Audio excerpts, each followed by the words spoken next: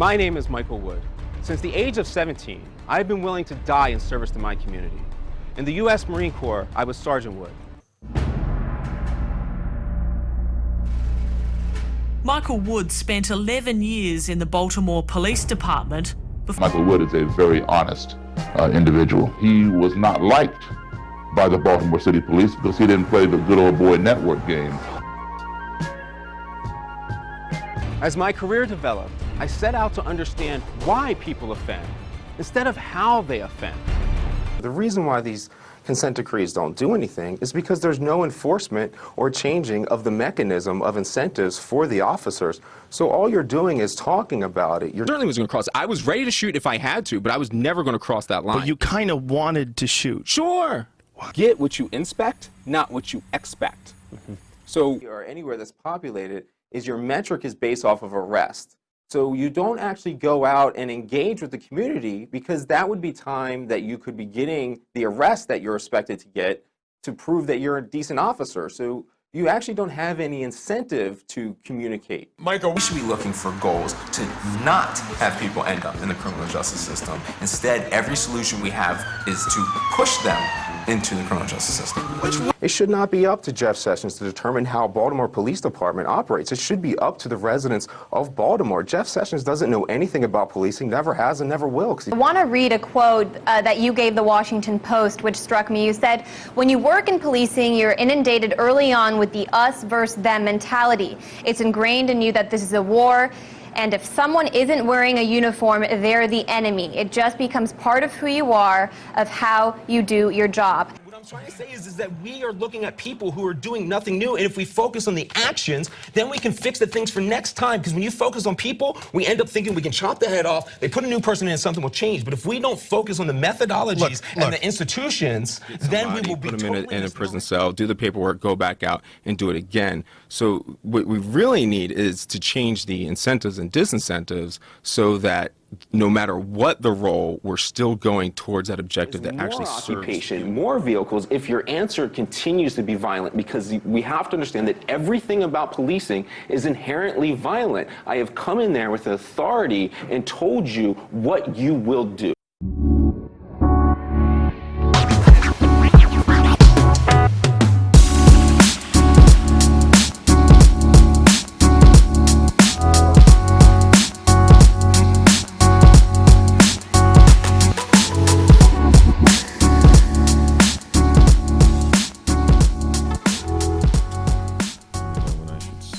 Start whenever you want to start. All I gotta do is make sure that every once in a while that red thing is still on. See the red outline? Okay, I see it. Yeah, okay, I'll start. All right. What's up, everyone? I am joined, well, first off, my name is Sully. I am joined here by Michael A. Wood, Jr., former cop in Baltimore. He was a cop there for 11 years, from 2003 to 2014, I think. 13, I think. 13? Okay. I'm not sure. I think that. No, you're right. It is 14. Yeah, 2014, That's when I was in years. college. Yeah. I can do math. I'm connected through him because he gave a talk at my alma mater, Towson University, and then I also hunted him down on the Vans Warped Tour a few years ago, and since then we have been talking about all things police as well as other subjects. So anyway, Michael, do you want to introduce me? Anything you know about me? Or? Sure, since we're staring at the camera and doing it. Sullivan, Michael Sullivan, extraordinaire, comes from an elitist, liberal Washington, D.C. background. He's a drummer, and he has been one of the rare people that I give credence for at least being in pursuit of the truth, regardless of where he is at the moment. That's a good way to put it. That's honest. Okay, so I'm just going to start rolling off some questions here. Sure. I'll start with a few softballs. Yeah, you don't have to look at the camera. You can just look at me. Look at you. Okay. It can be a normal conversation. And then you can look when you're addressing the audience. Or okay, I got you. Yeah, that's cool. No big deal. I'll look into your eyes. Well, as long as there's some passion. So let's just begin. What would you say is the fundamental root problems with our police system, and what are people just not really understanding that you keep trying to tell people about the system? I'm not sure where I would start with that because I pretty much think that the vast majority of reformers are really proposing ideas that are just kind of ideas that are in the cultural zeitgeist. They're not really ideas that are rooted in science or reason. It's just kind of repeating a narrative. So as we started this saying, they're not in the pursuit of truth and solutions.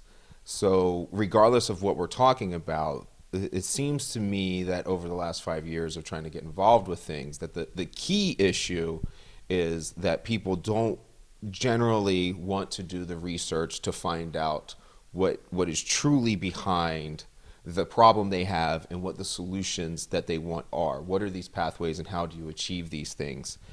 I don't have any idea really, and it's totally out of my purview to understand why this is. It's just that we'll take certain things, like my answers have been about aligning the shareholders' values, align what the community wants with what these government entities are doing, with regardless of what you're talking about, that the most important aspect is making sure that you are getting what you want out of the government that you are paying for as your employees. So my personal work is more focused on how do you achieve your goals through the mechanisms that are in place to improve policing if you say you want to improve policing. Now this has bleed over to a lot of other subjects, but basically the whole premise and really getting into my work is noticing like, hey, you're right, policing has these certain problems, so let's reform policing. And I would have to really get into weird, complicated timelines at least on when this started and what people were saying they wanted at particular times. In 2015 and 2016, I was hearing a lot of systemic and institutional racism, echoes of the past, police reform, people wanting the police officers to actually serve their communities. And now the conversation has evolved very directly to that all cops are bastards, eliminate policing entirely, and do something new, which is something I have to speak against because that's just not what we were talking about, and it's not a viable pathway to your goals that you are alleging you have. Okay, right. So the voices that you've been around and the narratives and the rhetoric have changed over the few years that you've been talking about this, but your principles have remained the same, largely.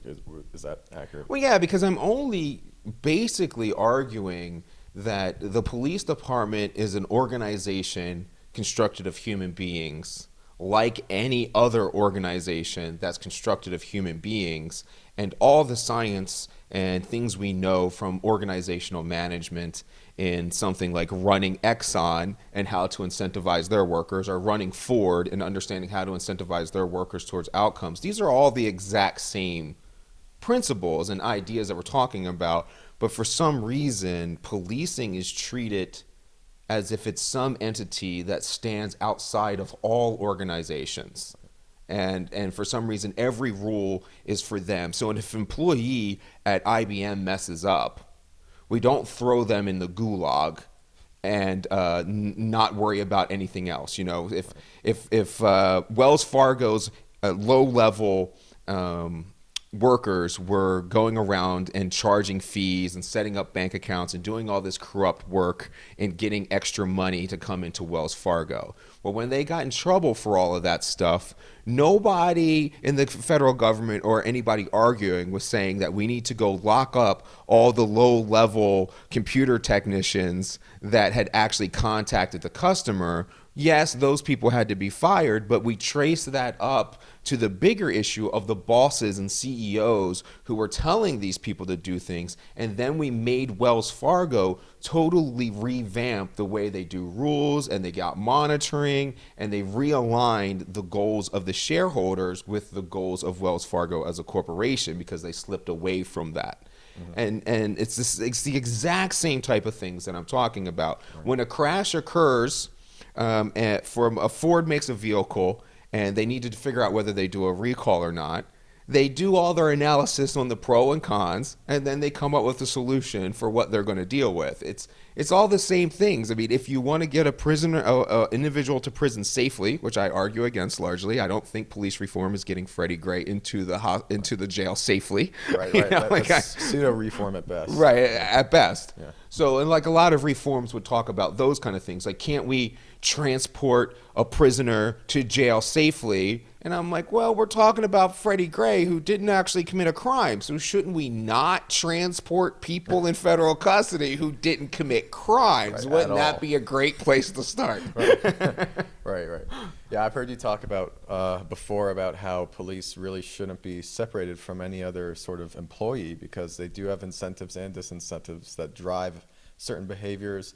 They're rewarded for certain things they do, and I think the most prominent one you always mention is how it's all about arrests and arrest statistics, and that's the measurement of a good cop. I remember you telling me that at Towson. That was one of the main takeaways I took, at least. But that's not necessarily bad.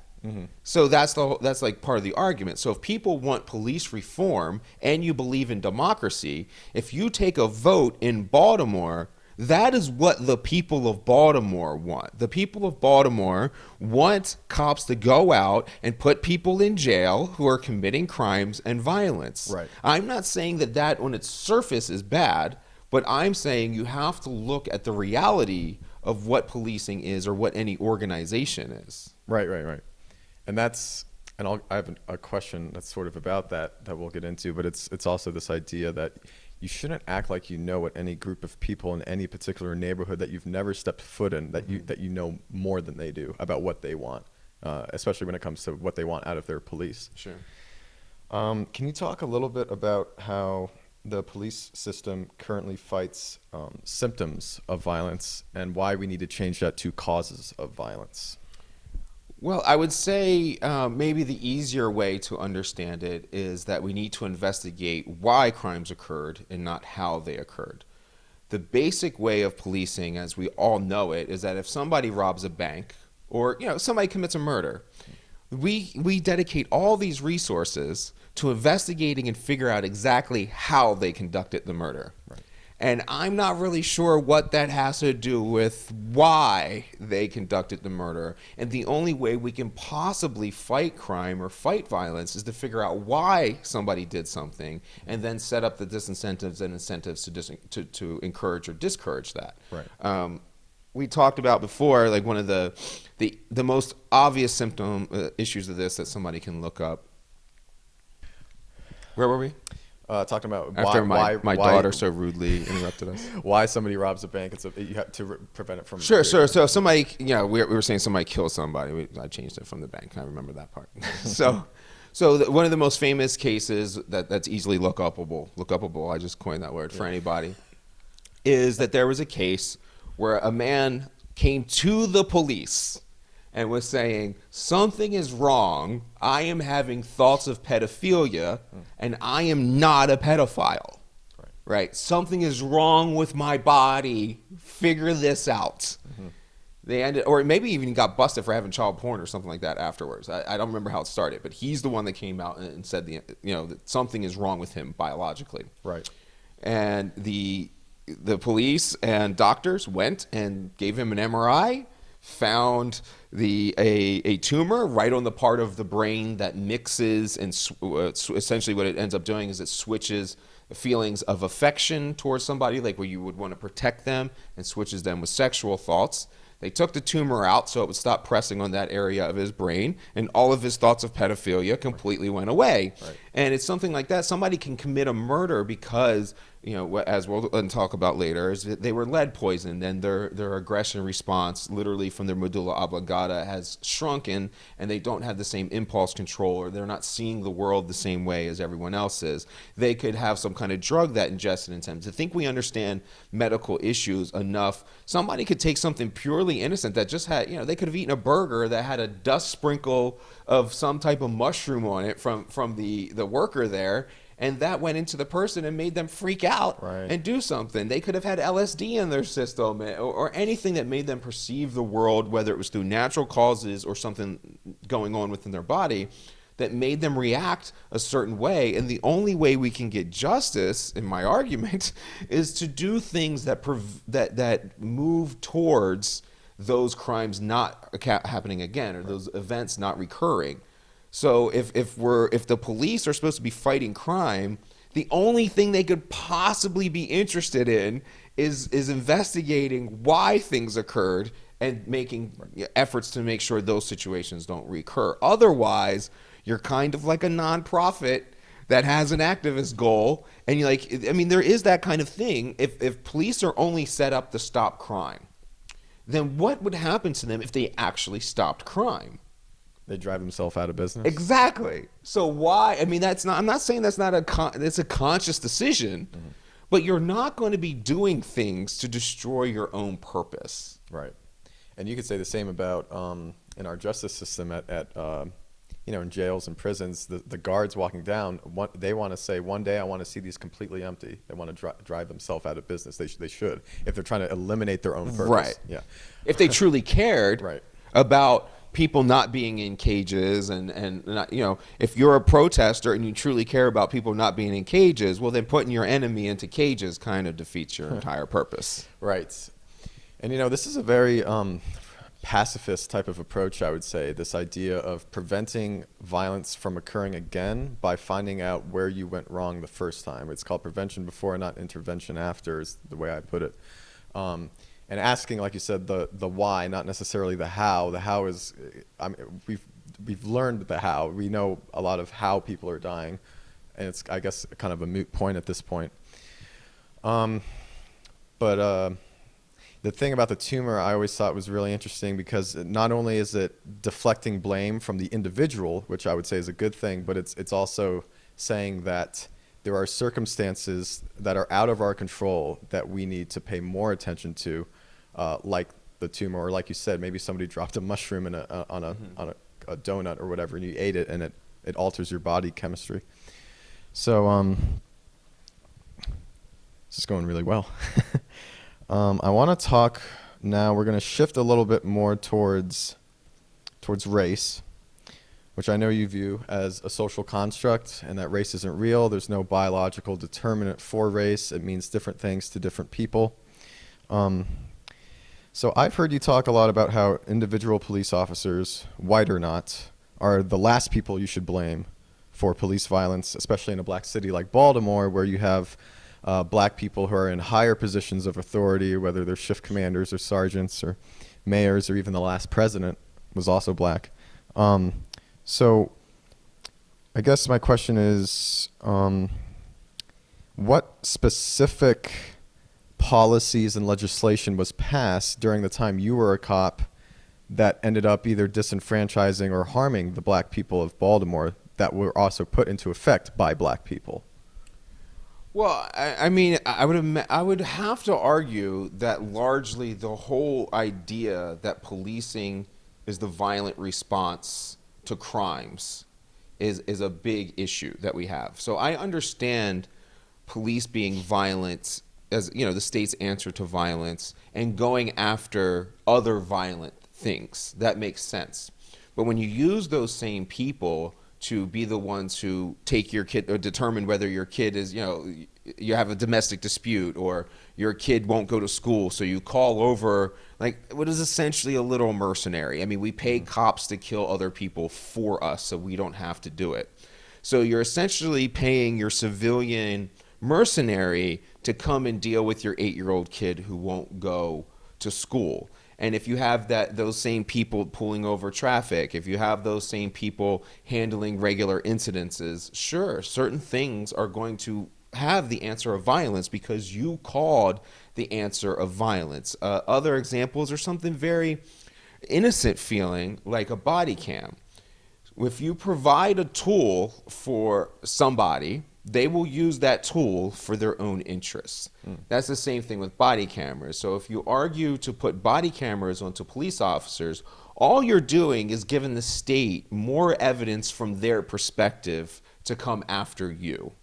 They'll argue, especially in a place like Baltimore, they will generally argue there's not a big fight for legalization. I mean, Mayor Schmoke I mean, that was like 30 years ago, was really pushing for drug legalization in Baltimore, and the community as a whole really pushed him out and his ideas out all those years ago, because the whole idea was to come after these drug dealers, get these drug dealers off the corner, and put them into prison more. And you just end up kind of in that cycle, and that cycle seems to be constantly repeating on every level that we're talking about. This occurs on federal level, and this occurs on the local level, that the main argument becomes policing is our source of retribution, and we're going to use that retribution against the enemies of our community. But that is like a shifting goal of who the enemies are, and most people calling for the police don't really understand who the enemies are, because we're not looking into why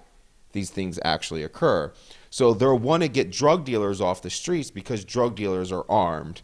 But drug dealers are armed because other poor people hunt drug dealers to rob them. Right. And then the drug dealers are trying to make money because they don't see other forms of opportunity within their area. So by keeping the drugs illegal, you're kind of contributing to this cycle that goes on with drug dealing that we see hard evidence for all over the world. I mean, prohibition was just a good chunk of evidence for how this stuff doesn't work. That's interesting. And a couple thoughts on that. So first off, is that also why I've heard you say before that the community is absolutely responsible for creating this, because they keep voting people into power who enact policies, I guess, or laws that enhance or want more people locked up. And so that's why the community is responsible for it? Partially? Yeah, and because we might get into it in other subjects, but the community has a mechanism to do whatever change they want to do. And whenever they have a chance to enact that mechanism, they vote for the same policies to continue on. I mean, community pressure in Minneapolis and DC and Baltimore and San Francisco and LA right now is to get rid of the violence. That's going to be the case. They're going to argue for more police to come out and do and get these people off the street. Right. This cycle you'll see continue over and over again, that whenever something goes wrong in a community, if there's a spike in violence, they will ask for the police to come and crush that violence and get it out of there through any means necessary. Once that it hits a breaking point. So a community might be tolerant of the killing of this or the killing of that. And let's use the left right now as a big example. They were very tolerant of protesting until it stepped foot into the Capitol building and it was Republicans doing it. Right. Then they want to then cause and push Joe Biden to get more, they call them domestic terrorists. So we're elevating the label from protest to a domestic terrorist. We're arguing to put these people in prison and to investigate them more, conduct more surveillance on them, and now create more rules so that we surveil these type of dissidents, these domestic terrorists. And then we're going to get another version of the Patriot Act, because the people who said they were fighting against state violence voted in increased state violence. Right. Which is kind of funny. Like the 1974 crime bill. That's I mean, one defense that I have of Joe Biden all the time is that when people confront Joe Biden about writing the 1974 crime bill, he dismisses them. And that offends liberals very much so. But he is dismissing them because they're saying, listen to black people. And he is saying, that's how the 1974 crime bill was written. We listened to black people. We did exactly what Black America was asking us to do in that time. They were the ones saying, we don't have enough penalties for these violent offenders. Right. It wasn't poor white people in West Virginia that were pushing political dissent over this subject and asking for more people to go to prison. That was coming from these inner city communities. So you can't yell at Joe Biden and say, listen to black people, then scold him for what he did listening to black people. Right, I gotcha. And the black people that Joe Biden listened to, were they specifically black people in a hood kind of neighborhood? Oh, of course not. I mean, nobody listens to the actual people in the hood. I mean, just like how Except for you. Well, I mean, that's because that's who I knew. Right. that's where I come from. That's it. I imagine most street cops in the hood would say the same things about people that live there that I do. And one of those things I wanted to check with you on is, I think you said before that you never once, as a cop in Baltimore, you never heard anybody on a street corner sort of blame the white man for their problems. No, it was just cops. Right. Oh, okay. You know, like there was no. I've never seen a drug dealer really differentiate between a white cop and a black cop in any way whatsoever, other than maybe their pleas.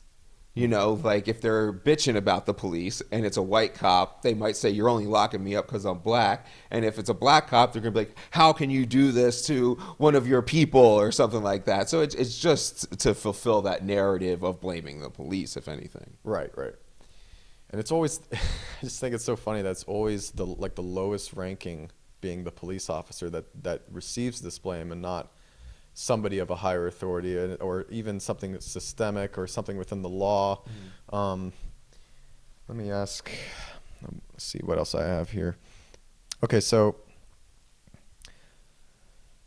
basically, I know you've said that police respond to violence, not demographics, and you've already said that during this talk. So since 12% of the population is committing about 53% of murders, police are a violent response to that violence. And they can only arrest what they see. And so because most crime is interfamiliar, they see more black people, and that's why they then arrest more black people, because they're around it. I mean, that's a decent summary. But you know, there is a kind of wording even of my own that must be corrected in that where I will say police are state violence. That's very much the common definition of violence, which I would argue against and do argue against constantly. They're really state aggression, which is using force for what seems like a logical reason. And then violence is the biological malfunction or something happening. You've been poisoned. You're going through a medical issue, mental issue, whatever. That's an act of violence. It's an uncontrolled thing. And aggression is a thought-through process that says, for the betterment of the community, we need to use our version of violence, which is aggression, to preempt the violence that is going to come from other human beings. So as we use what is really state aggression to go after violence, so murder rates. If there's a bunch of murders, people are going to call for the police to come in and do something about murders. Even when the common person gets pulled over, they'll tend to say something like, oh, officer from Baltimore, that's interesting that you're pulling me over for a traffic violation when there's 300 murders in this city. Don't you have some real crime to go take care of? Right. When it's one of those situations, the community wants cops to go after violence. And when they get in these areas of violence, so a place like East and West Baltimore, where you have that scenario, which national numbers are 12% are committing 53%. And it's really not even 12%, right, because that's females. So there's 12% would include females. So you're really talking about mostly black males. And that's, so you're down to like 6-point-something%. And then you're really only talking about black males between the ages of like 14 and 35. Okay. And so you're in an even smaller percentage of essentially, 1% at best of the population is committing 50-some% of the violence. Wow, you can narrow it down to about 1%? Yeah. Just through well, because deductions? It's black males between those ages. Like older black males don't do things, and females don't commit nearly as much violence as males do. Now, for black males, is it kind of on a bell curve where 16 to 24-year-olds are the ones committing most of the violence? Yes, but one of the key issues there is when we talk about lead poisoning, the lead poisoning really affects you as a child. So it doesn't matter if you've been lead poisoned as an adult. You don't get violence when you were lead poisoned as an adult. You just get physically ill. Mm-hmm. But when you're a child, it affects your brain development, and you become a different person that is permanently poisoned from this thing. Right. And though they are violent when they're 7, there's no state resource or way that they're going to hit the metrics. So the kid's most likely very violent at 7, 8, 9, 10, but those issues are kept under sealed records, or they're kept within the community and inside the house. They're not something that the police are going to end up documenting through a report. So the numbers that we see are dead bodies and crimes that are documented through reports. And that's a very limited thing of when the police would be taking reports is the only numbers we're going to have. Right, and the way you define, for everyone who doesn't know Michael, he's consistently defined crime statistics as a measure of cop activity, not citizen activity, because it's every number that we see or any statistic is always about how willing an officer was in that moment to write up a report, and it's from his limited perspective. And so it actually doesn't have to do with what the citizen does. And I think you use Wall Street as a Wall good Street's the easiest way. Yeah, Wall Street, if you think about the drug use in rich areas and by rich people, we all know that cocaine was very prevalent in Wall Street, but we weren't going around locking up the drug users in Wall Street. And it's not because they're white, and I promise you, it's not because they're rich. It's because they weren't committing violence. If the violence was there, people would have called for other people on Wall Street would have called for the police to come to interfere and stop the violence, in which case somebody like me would have went and I would have done the exact same thing I did anywhere else you put me, and I would have had, a great time searching through their house. Yeah, it would have been awesome to search through all that stuff. It would have been way more interesting than searching through crack houses. Right, and actually that's a good segue into lead poisoning, because I know you mentioned it and you touched on it. So I've been reading a lot of peer-reviewed research on lead poisoning and its effects on the brain and development, and how there's about a 20-ish to 23-year window before, I guess you could say it truly or most affects you. Is that right? It seems to be more so that's when the documentation hits. Okay. So the 10-year-old who's having a violent outlash at his teacher or something, well, the teacher just pushes the 10-year-old back in the seat and says, sit down, and calls their parents or does whatever. But by the time that kid is 16, he might be a formidable force, and the teacher cannot simply push him back into the seat. If he decides he's going to injure that teacher, there's not much that teacher's going to be able to do about it. Right, and that's why, man, lead poisoning is so interesting. Environmental lead poisoning, from what I'm reading in these peer-reviewed papers, is that it enters your body, or it enters your prefrontal cortex, and it literally changes your biology. But because there's this delay on it, let's just say, I get how the 10-year-old can get in trouble, and then sure, the 16-year-old can get in trouble, and by that point he can inflict harm on someone. But would you say that after the I don't know what you call it, the incubation period of lead, if you will, after that occurs, most of the violence is being is committed by males who are in their early to mid 20s then, or how does that work? It seems to be the most violence is 16 to 24. I think you have a lot of issues in those things. I mean, those kind of kids are kind of finding themselves. They don't really have a supported identity. So other things are going to come into play like that. If you don't have a father in the home or local stability in your community, then those problems are going to be exacerbated. And it's not like the majority of the people who are poisoned end up doing violence. It's still the minority of the people who are poisoned end up doing violence, but they end up in other issues like I don't know if it's all of them, but literally every person that's been shot by the police in Baltimore that has the blood work done on them was lead poisoned as a child. So in Baltimore County, you had, for instance, there was like a Corinne Gaines, I think that was her name. She was killed by the police. She was lead poisoned. Freddie Gray was lead poisoned. He even had a civil suit about his lead poisoning with the landlord tenants.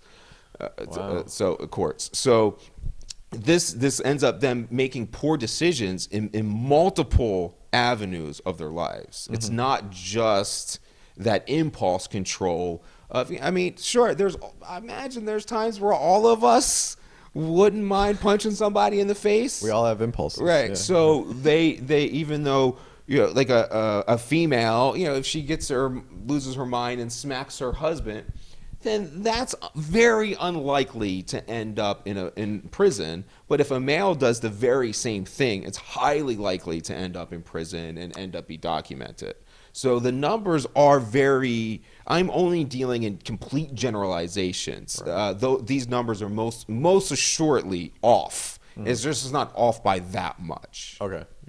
And another, I think, pretty common example, and correct me if I'm wrong, Michael, but in New York in the 90s, they were reporting, I think, around 1,000 homicides a year, and then they got lead out of the water. And fast forward 20-ish years later in the 2000s, that the homicide rate tanked to about 100, I think. And a lot of people credited Giuliani for like cracking down on cops or for saying we need more aggressive policing, but that's a mischaracterization of what actually happened. It was Well, the easiest way to say this is any idea, when it comes to policing especially, that works will work somewhere else. Well, Giuliani's ideas were used in Baltimore, Chicago, Austin, in St. Louis, in Memphis. The whole CompStat principle that they developed of using essentially broken windows, which is a social theory. So it absolutely, broken windows, the concept that if you have literally 10 windows in a building and one of them is broken, it is vastly more likely for another window to break when one is broken. But if you keep them fixed, then it's very unlikely that any of them will be broken to begin with. So you approach minor violations like one pothole, one broken window, one precinct graffiti, and you immediately go after that and eliminate it so that it doesn't encourage more of this undesired behavior that a society is looking for. So that works completely fine. But then they transferred that to crime to say that if you lock up people for jaywalking, they won't commit murders. And that obviously should make no sense to anybody, right? But for some reason, that's what it's attributed to. And you go around to all these other cities that tried it. So why did it not work in all these other cities? And so you have the inverse when it comes to lead being taken out of the gasoline. Right. So New York is a microcosm of what happened in the 1974 CAFE standards federally, in which they took lead out of the gasoline. So essentially they took lead out of the air where it was poisoning everyone. And then once you got the lead out of the air, the whole country from sea to shining sea had a huge drop in violence reduction. 20 years later. That's the epic crime reduction that occurred in the late 90s to the early 2000s nationally. Right. So once that occurred, so the question, people will try to say that had anything to do with any policing anywhere, but you can't tell me that violence fell in every single city. That would mean that every single area was policing exactly the same, effectively, and then abandoned this later on when crime rates went back. Like I can't complete the theory for anybody, but there's obvious things that of lead where maybe, everything still is theory. So it might be something tangentially related to lead. But the lead to violence correlation, it parallels. It is rock solid. In New York, they have it tracked down to every block, and violence in that block will be reflected in the same patterns and the same trends with that delay. Well, I didn't know they did it by neighborhoods there. Right, and you can get those stats, you can get those maps. And I know, you can just, if anyone wants to just Google lead poisoning violence, I think just put lead violence correlation, and you will have a plethora of information. I mean, I'm talking the sources that everyone would accept. You will find this in Forbes. You will find this in Business Week. You will find this in PBS. You will find this in every, NPR. I forget who it is. I think it's PBS that has the great website on race. And I think it's Mother Jones that has some great work done on lead poisoning violence correlation. So these are sources that everyone that is promoting the essentially protest narrative or police reform narrative should believe in. Right. Why do you think lead poisoning gets lost in the narratives, whether it's the left and the right or Black Lives Matter or any other group? Why is it not even a talking point? We are obsessed with vengeance upon the perpetrator and punishing whoever we think has wronged us. And there isn't, so far, I have just not encountered any significant desire to actually solve an issue. Right. So I can't speak to it. I don't know. I don't know why. It's an opinion. But it seems like All the evidence is right in front of your face, especially when it comes to lead. And then people will be upset about Michigan and Flint, but Flint is like 50th on the list of most lead in cities. What is the top few again? I don't know whether, I mean, obviously, if you look at violence, I'm going to have to say off the top of my head, you're talking Baltimore, you're talking Chicago, you're talking, and anything that's an older city too, like Philadelphia, because it has to be older cities. Right. One reason why here in Phoenix, we don't have much lead poisoning is because Phoenix is a very new city, so we don't have copper pipes. Everything's PVC, and once you switched over to PVC, the issue essentially became moot in regard to water. Okay. Yeah, and it's super interesting too how you touched on how kind of universal this is. I mean, not just in America, but how Dr. Bernard Gesch, I think his name was, he believes I think about 90% of all violent crime could be traced or at least linked somewhat to lead poisoning, and that's the science. The science is very strong that we are in the 90 percentile when it comes to lead poisoning. I won't go that far. I think that there are other conditions that are associated with places that have lead concentrations. Right. Because those are the areas of poverty. Those are the areas with unstable governments. And more crime in other aspects such as drug dealing and lower class things like that, more income inequality or resource inequality, which will also equate to these things. So I definitely don't think it's in the 90s. I think at most 40, 50? Yeah, somewhere in that ballpark. Right. But you also believe that it's linked to terrorism based on how, is it Iraq and Yemen that still have it in their gasoline? They're the only two that have it left in their gasoline, but the Middle East was the last people to get the lead out of their gasoline. Big surprise. So everyone there was being poisoned at the very same time. So even if that's the case and you're thinking, look how violent Iraq is as a people, well, I mean, yeah, they're us in the 90s. Yeah, right. You know? Because they still have lead poisoning in their air. Good. Well, that's a lot of good talk on lead. I guess I'll just conclude that point by saying if you're focused on police reform, let's work together to eliminate lead in all of these cities. I think the science supports it. It's got to become part of some mainstream narrative. That's my pleading to anyone watching this, is make this a focal point to get lead out of our environments and out of our people, literally. Then do it and move on to the next thing, because there's other ones like cadmium and mercury and cobalt. I've seen those causing issues. So it's not like, this is what I talk about, how if you're an activist crime fighter, you have to have these broader philosophical goals, because you're not going to accept the determination of your own self. Most people aren't. Right? So most people aren't going to conduct activism that eliminates their purpose for the activism, because that becomes their job, that becomes their identity. Right. So your identity has to be fighting crime and fighting the causes of crime, because there always will be a new one that comes up. There's going to be, once we figure out lead poisoning, sure, maybe we get our homicides down to 15,000 homicides for the country. Well, then we need to work on resource inequality, and maybe you get that figured out as best as you can, and then you move on to whatever just keeps being the most prominent thing. That's what you fight. Yeah. And if for some reason 10,000 years down the line we're down to one homicide a year in America, maybe we could call it quits at that point. Because that's just the occasional biological malfunction at that point. Hopefully, it's just one kind of crazy person. Something, the new thing that we haven't figured out that arises from new DNA, a genetic mutation or something. If we get to the point where we're reduced to genetic mutations as the cause of violence, maybe we can get rid of police. Right. Gotcha. And let's move on to one of those other correlations of violence, which you've touched on. I'm trying to think which one I want to hit first. Let's hit resource inequality. So the way I understand it, and the way you framed it, I think, in the past, is that when you have a city like Baltimore, where you have almost no middle class, it's really just the poor and the poor see the rich live every day, and they're competing for those same resources. That's what's correlated to high rates of violence? Yeah, I mean, there's a very direct correlation everywhere we go, and most people see that correlation as poverty. And that's very wrong. If anything, there's an inverse correlation. Right. So the easiest way to think about it, and I'll use all the time, is we've all seen National Geographic shows of some tribe in the middle of the Sahara Desert in Africa that walks 10 miles to get a bucket of water and has virtually zero resources.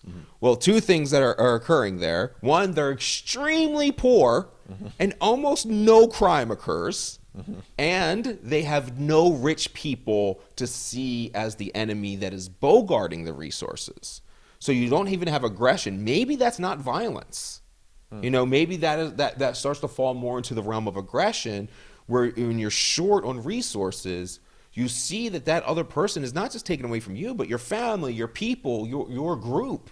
They're bogarting all the resources. You know, I don't mind much that I drive, you know, a $7,000 car. That doesn't really bother me. It works perfectly well.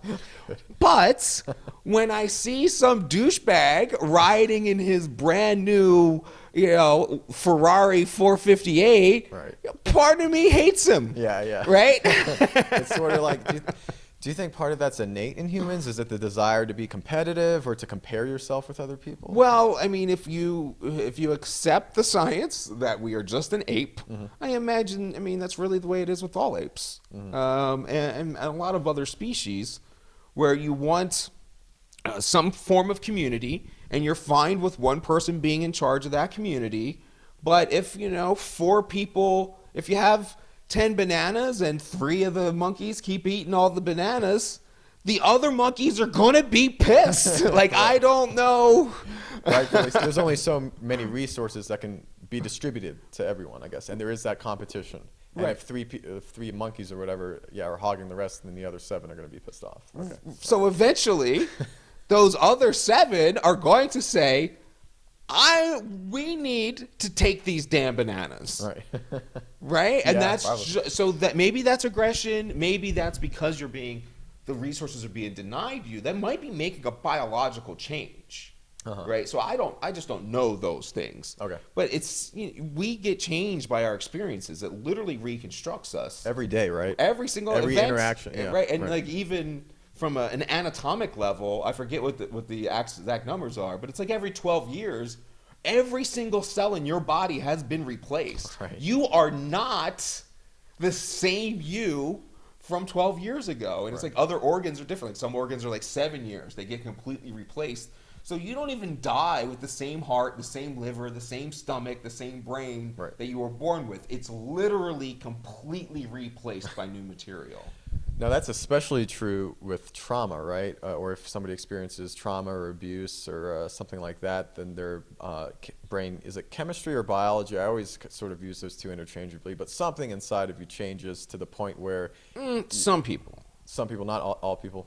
Right. So I would imagine, I mean, psychopaths aren't affected by this. Okay. Right. So certainly some people could have a biological response from trauma. I think trauma affects all of us, but I mean, essentially, if you get really technical enough, you know, a thought is biology, you know? So I guess if you get technical enough, it is all definitely biology, but I can't say that trauma is making a biological change versus like a personality, cultural, ideological change. Okay, sure. Right. Now, but when it comes to trauma, that person, just because you experience trauma or police brutality, doesn't make you an expert in solving police issues or any issue, because you're probably the least qualified person. Right. That's a very offensive statement that I tend to try to use. avoid. Well, I'm going to say it. You're probably the least qualified person to give eyewitness testimony. Just not to be mean, but just because you've been traumatized. Right. Even if whether it's ideological or biological, you have gone to a place that is the least likely to be close to objective reality. Right. We know this with eyewitnesses over and over and over again. Like literally any trained investigator, and you can look in the science of it all, will tell you that an eyewitness is the worst type of evidence that there is. I mean, most of the people that are on death row are on death row because of eyewitnesses. Most of your innocent people that have been in the prison system are in there because of eyewitnesses, not because of a DNA match. The DNA is what gets them out of prison and gets the right person into the system. So, I mean, and it's like the easiest way I try to describe this, I don't mean an insult, but you as your experience of being involved in a serious car crash is very important to you. It affected you. You have all your thoughts and beliefs about safety of vehicles after being through this, or how you should drive, or intersections, or whatever the hell's happened to you. Right. But that event provided you absolutely zero evidence or zero knowledge in physics and how vehicles fall apart and what really needs to be done. I mean, a common example of this is most people tend to think that a big, strong vehicle is likely to keep you safe. And it's very unlikely to keep you safe. You want vehicles that fall apart. That's why you see vehicles now, modern crash vehicles, they can be into a crash and pretty much all that's left is where the driver is. The whole rest of the vehicle has broken off in the impact. Wow. And that reason is because that force is being absorbed by the vehicle, not you. When the vehicle comes out okay, you don't. Yeah. Right? The whole point is for the vehicle to fall apart appropriately. Interesting. Right. Or if the side, transference of energy. They don't understand transference of energy. And most people think that if you're on the side of the car that gets hit, you're in the bad position. You're not.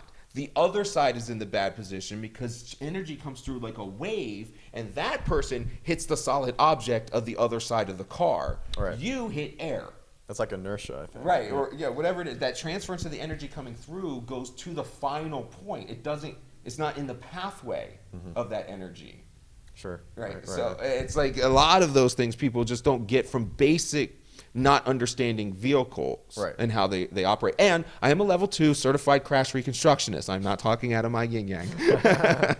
No, I don't think you ever do, but maybe sometimes. But I'm sure we all do sometimes. But I think another example on that is what mass shooting was it where the kids got involved, like David Hogg and the one in Florida. I forget the name. Again, not to discredit their opinions. But that was the whole idea. The whole idea that you're getting to is that they were promoted to social prominence as people that would have solutions for school shootings because they got shot in a school shooting. Right, or around it. Yeah, right, exactly. Which literally means you are the worst person to objectively and intelligently analyze this event. Right. If we're going to remain objective, I understand that. Yeah. And let's check this camera real quick to make sure we stay good. Hold on. The smell of Michael. I'll put my new intro on it because some people like my new intro. My wife likes my new intro that I put together. On your YouTube channel? Yeah, the clips. Every once in a while, I have that intro where it's just clips of me and other media. Oh yeah, no, I like that one too. Daryl's in part of that. Yeah. Because he calls me a good person until he actually talked to me. Anyway, we were back. I think one little tidbit question I had for you was, so do you think that depositions for a lot of witnesses are kind of useless then, or not useless, but not entirely accurate? Well, they're definitely not accurate. I mean, depositions are just an investigative tool. So, like any investigation, even if you're in a car crash or something and you're being deposed by the other attorney, they're just trying to catch you in a slip that opens up a possibility for them to investigate something to deny your claim. Okay. So a deposition is essentially like an interrogation from the police, and I think that dynamic automatically, not only are our memories bad, the dynamic messes with it. Mm-hmm. Is it from the police though, or can it just be because I scheduled depositions at my last job? I scheduled, hundreds of thousands probably, and looking back, it's just kind of funny that I see that maybe a lot of those witnesses were not accurate within their testimony. But from what I understand, it's two attorneys in a room, and then the witness or the deponent is giving testimony, and then that testimony is later used in court or at a trial or hearing. But so where do the police center?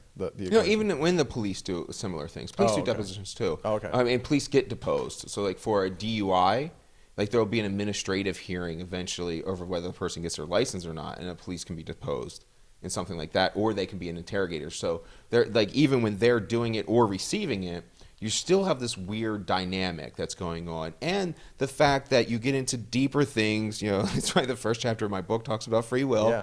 because vision is an illusion, your memory is an illusion. These things are not computers writing to hard drives. Even when people say pictures don't lie, that's completely not true. As a photographer, videographer, they absolutely lie. You know, they are not remotely indicative of the truth. They are a very limited perspective that is way worse than even your own eyeballs. Okay. Right. Even the camera. Right. So none of that really matters. But when the individual trying to recall their memory, I mean, for instance, I'll just do it with myself. I mean, people act like I feel like I'm above any of this. I am not above any of these things. As a cop, as somebody who has been a witness all these times, when we first got to Phoenix, Kate and I were driving down the street and we saw a pretty significant crash in front of us. I had to get out of the car, pull this kid out of the fire. His mom went flying out of the vehicle. Had to get him rescued out of the truck, and all these things were happening. It all happened right in front of us. But then when the cops were asking what happened, I said what happened, and then the other witness who was next to me, like approaching it, he said his story, and then I was like, oh shit, he's right. That is not what happened. That vehicle was there. And that vehicle was here. He's right. So after hearing him talk, it made and you maybe realize, I was still wrong, right? But at this point and at that moment, I'm still convinced that what he said was the actual right recollection, and it fit more with the evidence of the scene, and everything. And like, you know, just remembering it, going back over, looking at it from his perspective, I was like, oh shit, you know, this guy's right. Right. And this is a reoccurring theme in a lot of... No, it's recurring. This reoccurring... No, thing, recurring. what am I saying? Reoccurring. Recurring. Thank you. Since you got me earlier. That's true. Yeah. We correct each other sometimes. No, a recurring theme in a lot of Michael's literature that he writes about and talks about deals with the differences of perception and how kind of elusive objective reality is as a concept, because no human being sees objective reality. It would overwhelm us and kill us, but we can get closer. And I kind of want to move on now to the another, is it correlate or correlation to violence? You say both. Okay. Yeah, both are fine. So there is a correlation between something, and there is a correlate between these two things. Okay, thanks. He's my thought leader. So okay. I'm not a thought leader. So another correlation to violent crime or to violence is local instability, which I know you've touched on, but I need a little help understanding this one, because from my limited perspective, what I think of is just fatherless homes and sort of anything that kind of destabilizes your upbringing, but that's really general. So can you get more into the specifics? Well, usually your upbringing has been destabilized because of forces outside of your control, right? So right now, I think in a lot of cities, local instability has taken over as the #1 cause of violence in their areas. The protesting, the burning down buildings, the violence that is the increase in homicides that are. I mean, some cities are seeing 300% increases in homicides right now. Wow. Seattle just came out with the year-end stats that was 66% increase in homicides. And Seattle's a place that just doesn't have a lot of homicides. And just so people know, because I know they're going to ask, where do you get this exact data, or where are you getting these figures from? Homicides are reported to the FBI, and all homicides are reported. All murders are reported. Justified homicides are not reported to the FBI. That's why you never had police killings in those murder stats or homicide stats. So because justified killings don't actually enter those stats. So people who were killed are the most reliable. None of this data is 100%. But because you have a body and because you have a murder, like, it's not a lot of times that, you know, people just have somebody gets shot in the middle of the street and there's no investigation and accountability for what happens. Like, that's almost at 100%, right? I mean, it might not be, you know, I don't think it's 100%, but it's 99.9, you know. So would you say that riots of any kind, I don't care who commits them, that they're a factor in destabilizing these communities? They're probably more indicative of the existing. They're probably more closely associated to a symptom that exacerbates the original problem. That seems to make more sense to me, just as an opinion. So, like, fatherless homes is an issue that falls under local instability, but not having a father is probably more likely to contribute to you participating in a riot. So where the most ambiguous area that we're talking about is local instability, because that is a shifting thing. I don't know what's going to cause the instability. I mean, if you would have asked me 3 years ago, I've never would have said a pandemic, right? I would have never said the election of a president that you don't like. Right. I would have never seen of those things as causes to local instability. Sure. It just seems kind of funny. It's like you kind of have to, I mean, somehow to make the claim that local instability is a high or strong correlation to violence, you have to, I guess, lump together many different things. It is the catch-all, essentially. Right. I was just thinking of an example of this, and now I can't remember it. But what was my example? Son of a bitch. It's just when you have these. The example was one of my favorite things about the Dark Knight movies. People have heard me ramble about it before. Yeah. But the whole point of the Dark Knight movies with the Joker is that the Joker is the stabilizing force who is trying to point out to the entire city that their plan of having a vigilante who destroys their city be the solution to crime, and that's highly ineffective because all the criminal gangsters are still out there. He's showing is a very bad idea. And part of his objection there is that with human beings, they are very comfortable and satisfied as long as there's a plan. They don't care how bad the plan is, as long as there's a plan. And when the plan breaks down, that's when you have this local instability. So something like a religion or a homogenous society, oppressive dictatorships, they can all keep the homicide numbers and violence numbers down by having a very stable society and a very stable plan, no matter how bad that plan is. So the stability is more important than the particular issue. Okay. Yeah, I got to see The Dark Knight again, but I know the general. Yeah, I mean, he gets rid of the criminals. Right. He gets rid of their proceeds. He exposes Batman for who he is, and he ends up being the one that actually saves Gotham. And that's why Batman has to run away, because the real hero was the Joker. Funny. And he had a plan. It was all a plan. I wonder if the directors and the writers meant for you to interpret it that way. I think so, and I think the original comic books that it's based off of almost make it a little bit more clear. Funny. And just an example off my head is I think clearer, since we're correcting. Yeah, I don't correct it. Over my head. But didn't you say once that you locked up over 450 black fathers in fatherless homes or something like that? Oh, so the numbers are 396 arrests. That's what the data book says, like the official records. For you. For me. Your stats. So that would have been somewhere around probably 350 of those would have been black males. Okay, 350. I was off a little bit. Okay. Cool. Let me I remember my next question. So could you talk a little bit about the differences and maybe the similarities between systemic or institutionalized racism and implicit bias and how that manifests themselves within our police force, if that makes sense? Sure. Yeah. So systemic issues and institutional issues are essentially the echoes of our past. If you did something, for instance, we could just use slavery, or we should even use, you can use the Holocaust, you can use Japanese internment. If you do something as a society bad to any group of people, the repercussions from that decision are going to extend throughout time. And the easiest version of this for me to give is that as a example for slavery, there's tons of other examples.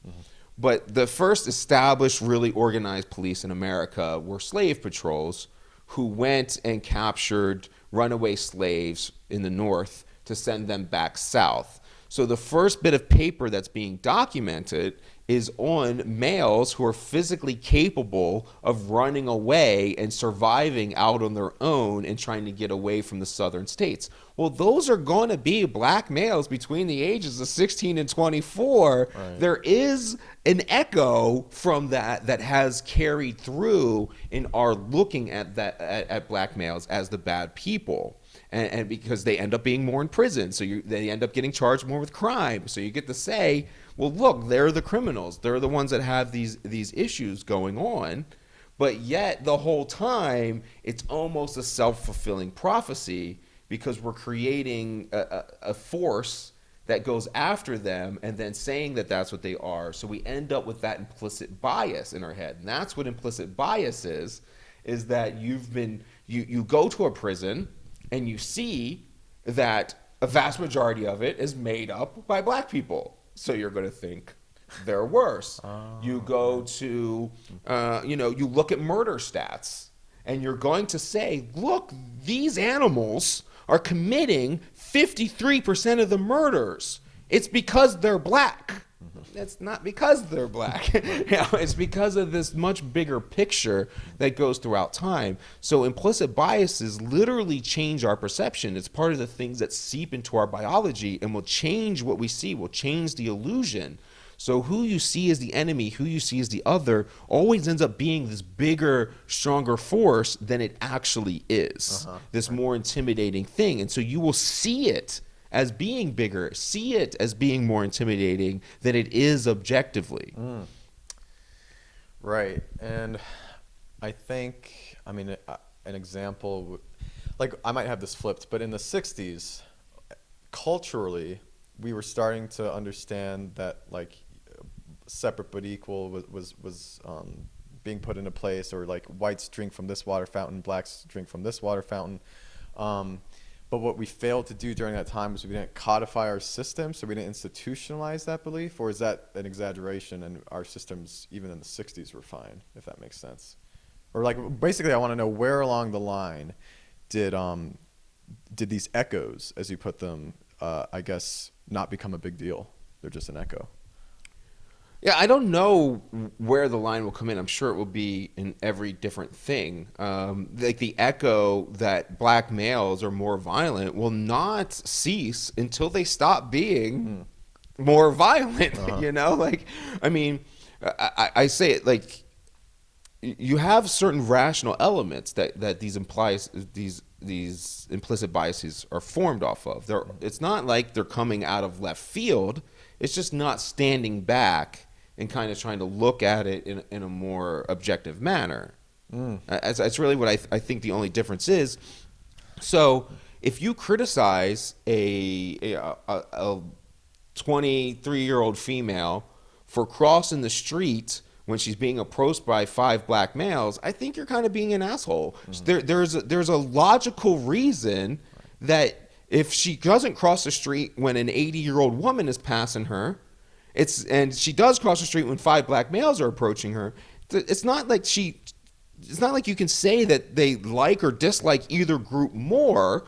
If one group is committing 60% of the rapes and the other group is committing 0, then the person can just be avoiding rape, not black people. Right.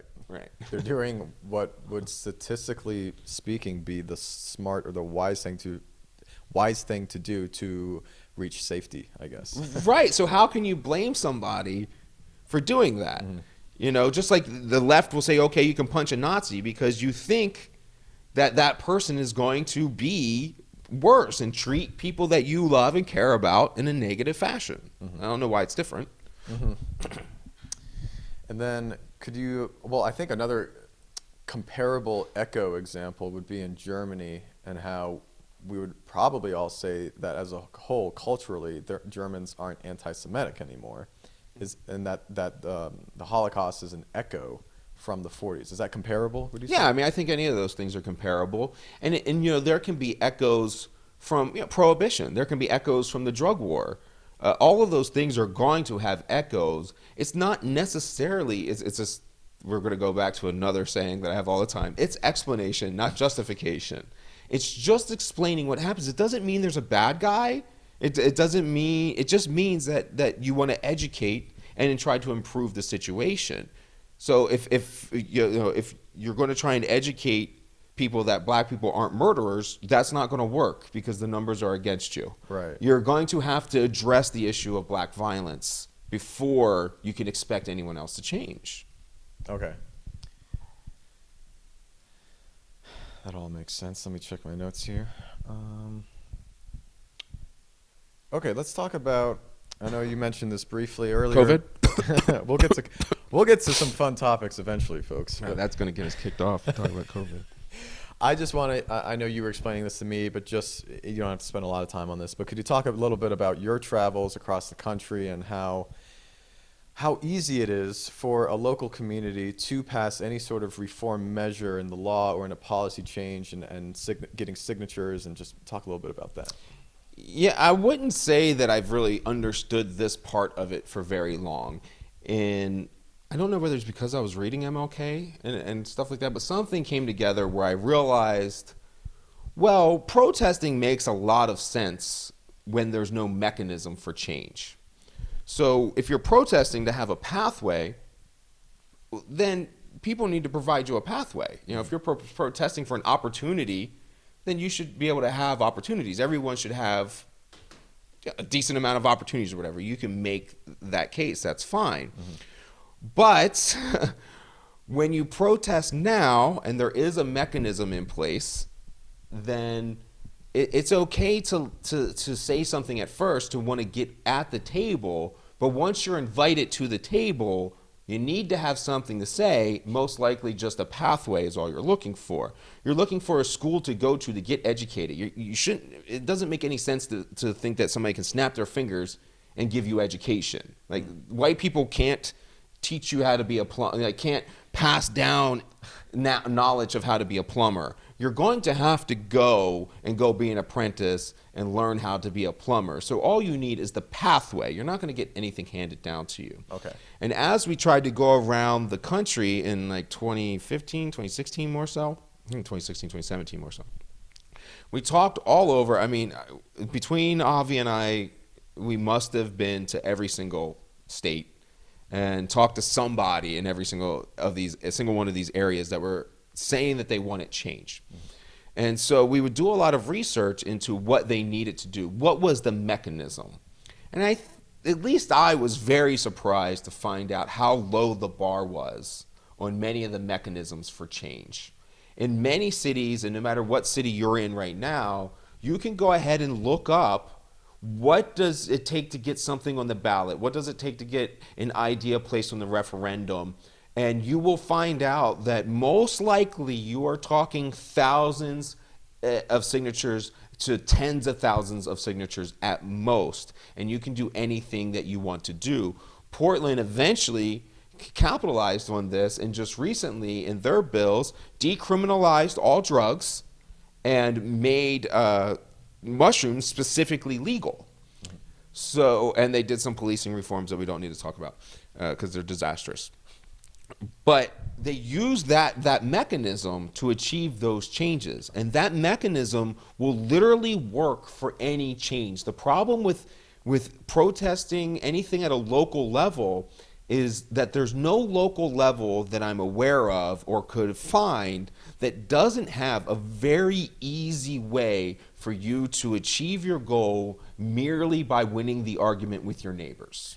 And I think one of the reasons you call it easy is because you would encounter a lot of protesters in mass, like in the 20,000s or something, the next day. The same people who yesterday told you they didn't have time or it was too hard to get a clipboard together and collect signatures are then out protesting the next day. Right, they're protesting in crowds that even if that crowd isn't large enough to do, usually that crowd itself was large enough to achieve the goal. Right.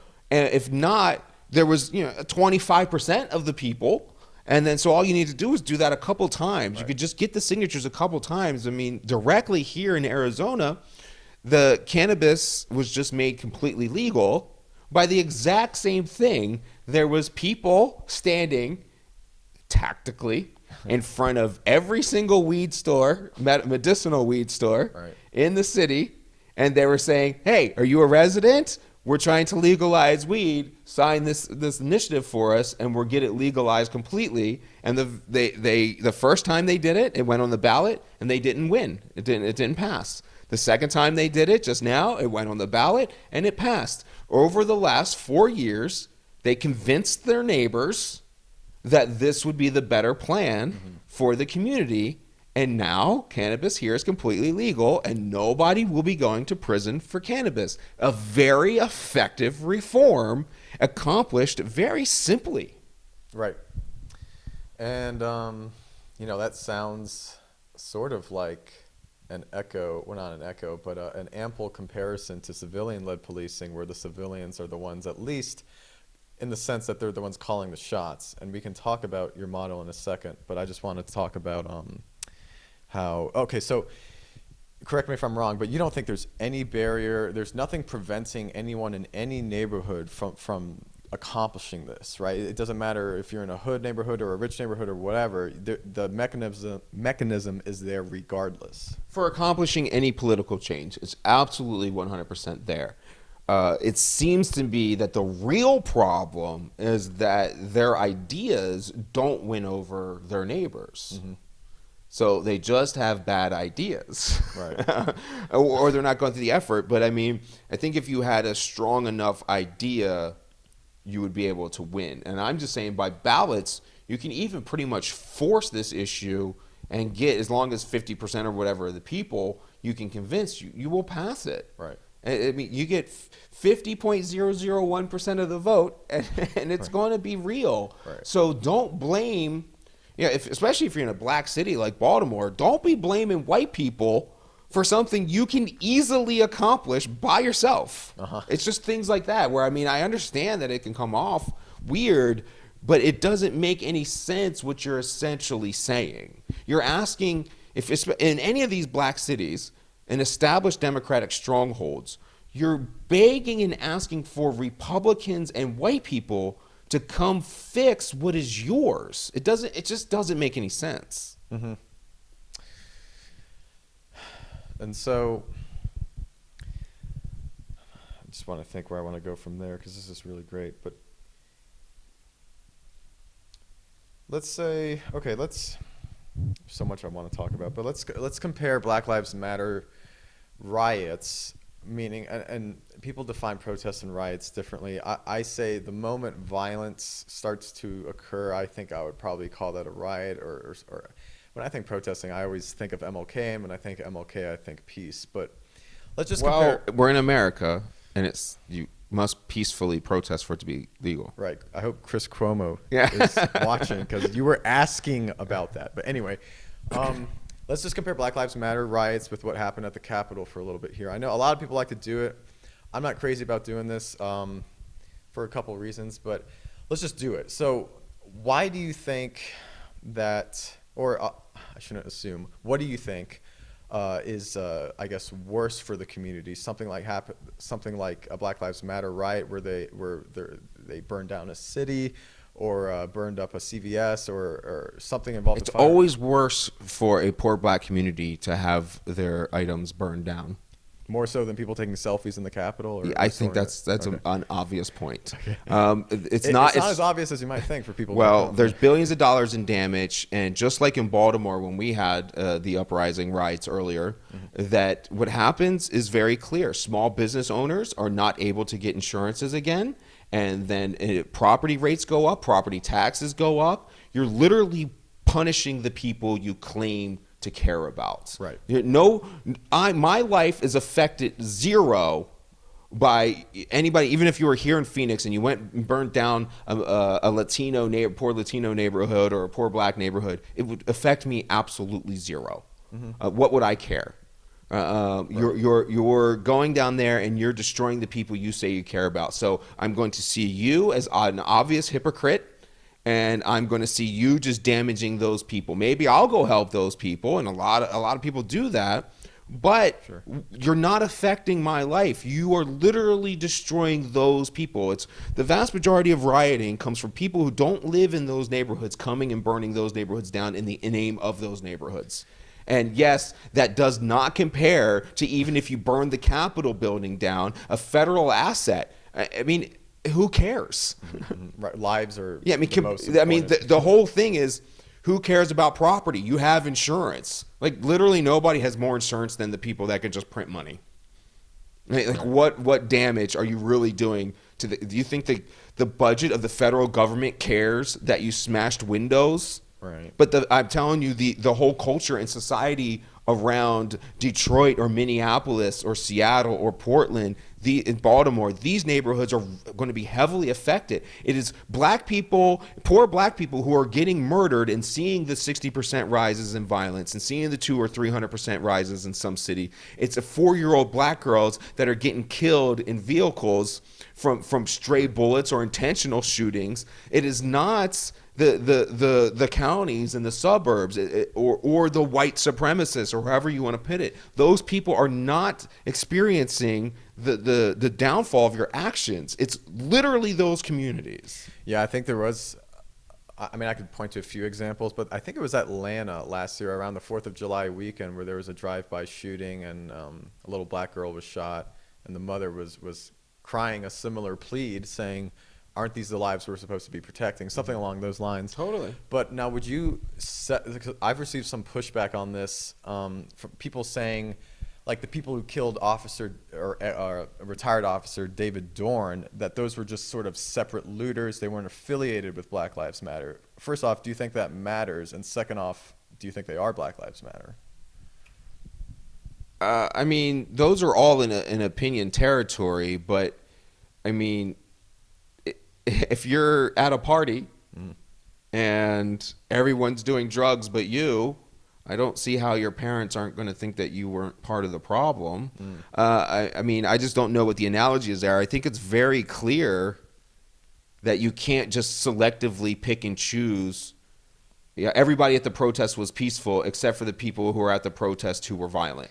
Yeah, like Well, do you remember Micah Johnson? I think his name that was. was Dallas shooter. But didn't he disaffiliate from, or he said, "I'm not part of Black Lives Matter," didn't he? I thought so, but I mean, to say he didn't have those sentiments would be weird, because even the people who believe Black Lives Matter literally are eventually going to realize that the protesting and the organization of Black Lives Matter is not at all concerned with Black lives. Right.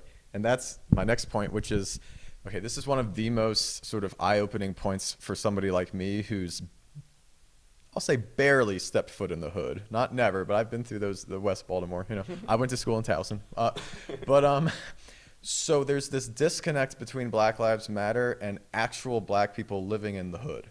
And the biggest example right now is defund the police or abolish the police, which is what Black Lives Matter is saying, but actual black people in these communities are saying anything but that. They want more aggressive police. They'd say, get these thugs off the street. Well, they're interested in the original message of Black Lives Matter, which was police reform and making the police officers serve their community.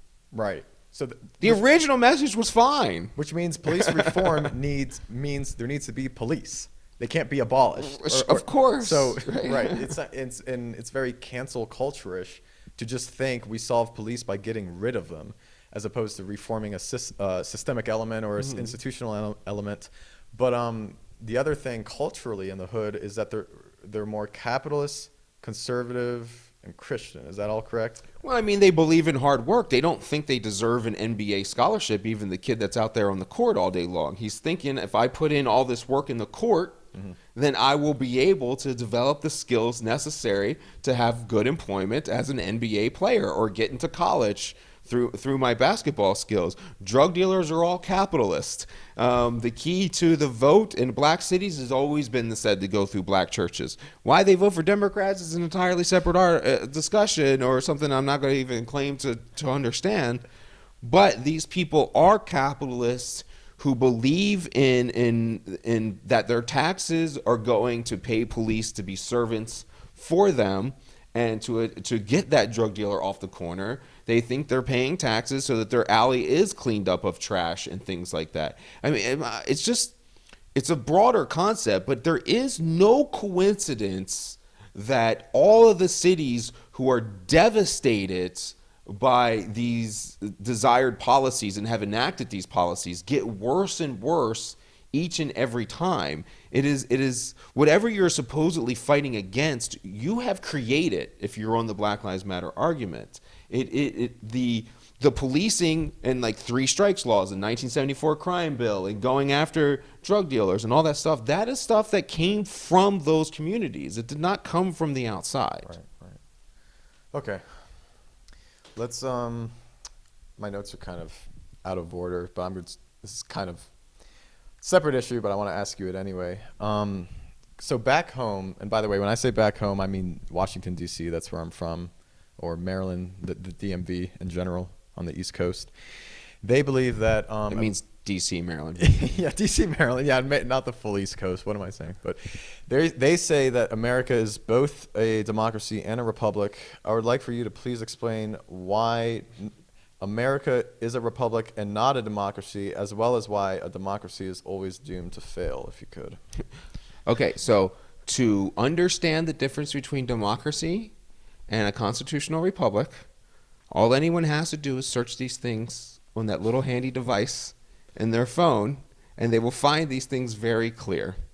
So I wrote an article a long time ago called "Let's Clear the Air on the Electoral College." Right. Because the premise there that I wanted to explain is that these ideas like the Electoral College and being a constitutional republic.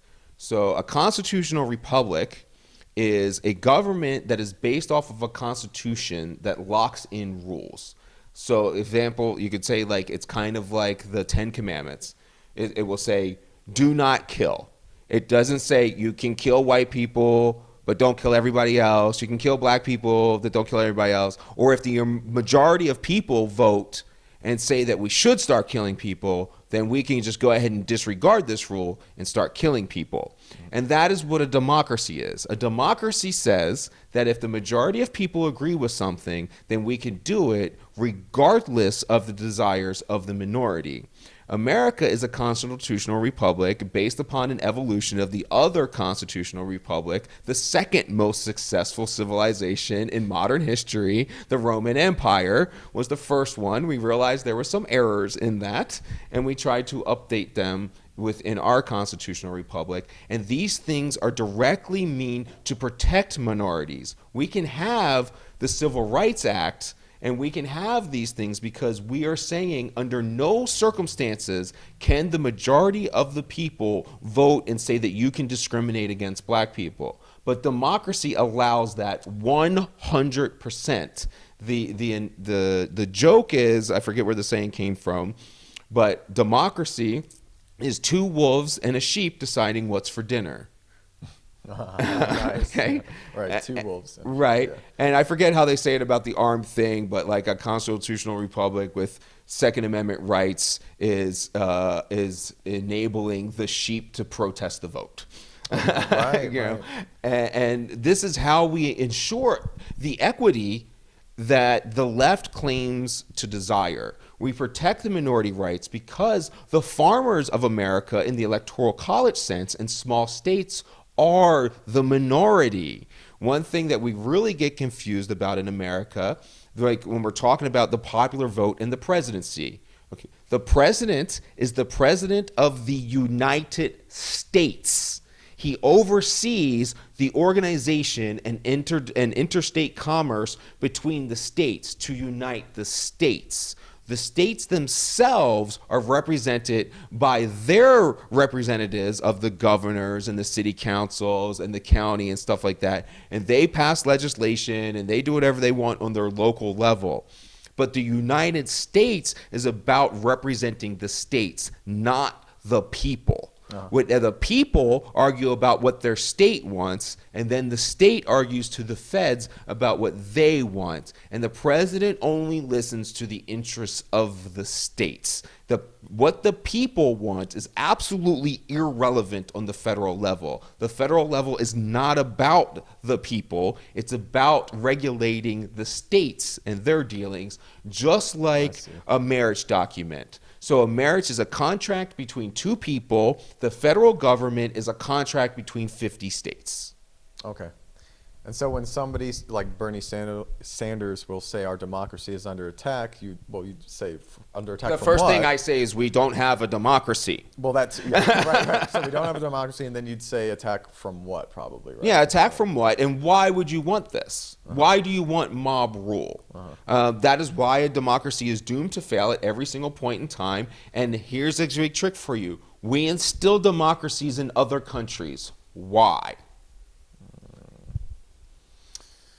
So that we remain the most powerful? I'm not Because sure. it's very easy to manipulate a democracy. You only need to convince 51% of the people of whatever ridiculous idea you have. And we have seen, like, I would easily use modern times, but so people don't get butthurt. Let's use like Salem witch trials, or the belief that we circled the sun circled us, we didn't circle the sun, or there's UFO sightings in Central America where massive amounts of people would have had the same delusion. The idea, it's literally a logical fallacy. Anyone go look up the logical fallacies, and the argument from popularity is a logical fallacy. Just because 99% of the world thought that we didn't revolve around the sun did not make Galileo wrong. He could have been the only person standing on that hill, but he was right. Right. Yeah, and everyone who influences me personally on an anecdotal level is always the one who goes against the grain. And there's so many phrases that kind of reflect that. There's like sayings. It's like in an age of rebellion, the one running the opposite direction will appear to have run away, but he's really the savior, or something like that. I don't know. There's different sayings. Or you can appear to have run to the left when you're just standing there static. Run to the right or whatever, Right. But yeah, no, I agree with that. It's like, I would just say you have to be different if you want to make a difference. You got to be different. You can't just do. You can't fit in with the norm. Sure. If you believe in trans rights, if you believe in women's rights, then you got to be for protecting the minorities. Well, women are the majorities. I'll never get that. Like that's a thing that we slip up from time to time and recognize it. There's more women on the planet than there are men. Right. But that's another reason of male oppression. The reason there's more women is because they don't go fight wars. They're not expected to do the dangerous jobs. And so there's more women literally because of direct male discrimination. Right. Well, that's counterintuitive. But I actually read in my statistics book that it's like there's a 53% chance that you have a male and like 47% chance that So it's even worse, huh? So well, yeah, because that kind of evens out the, I don't know what you call it, but like the cycle, the nature of life, because more men are getting killed than women, so the possibility of having a man should be slightly higher, I guess. But I mean that's theoretical, I guess. But let's see, how are we doing? I want to skip that one.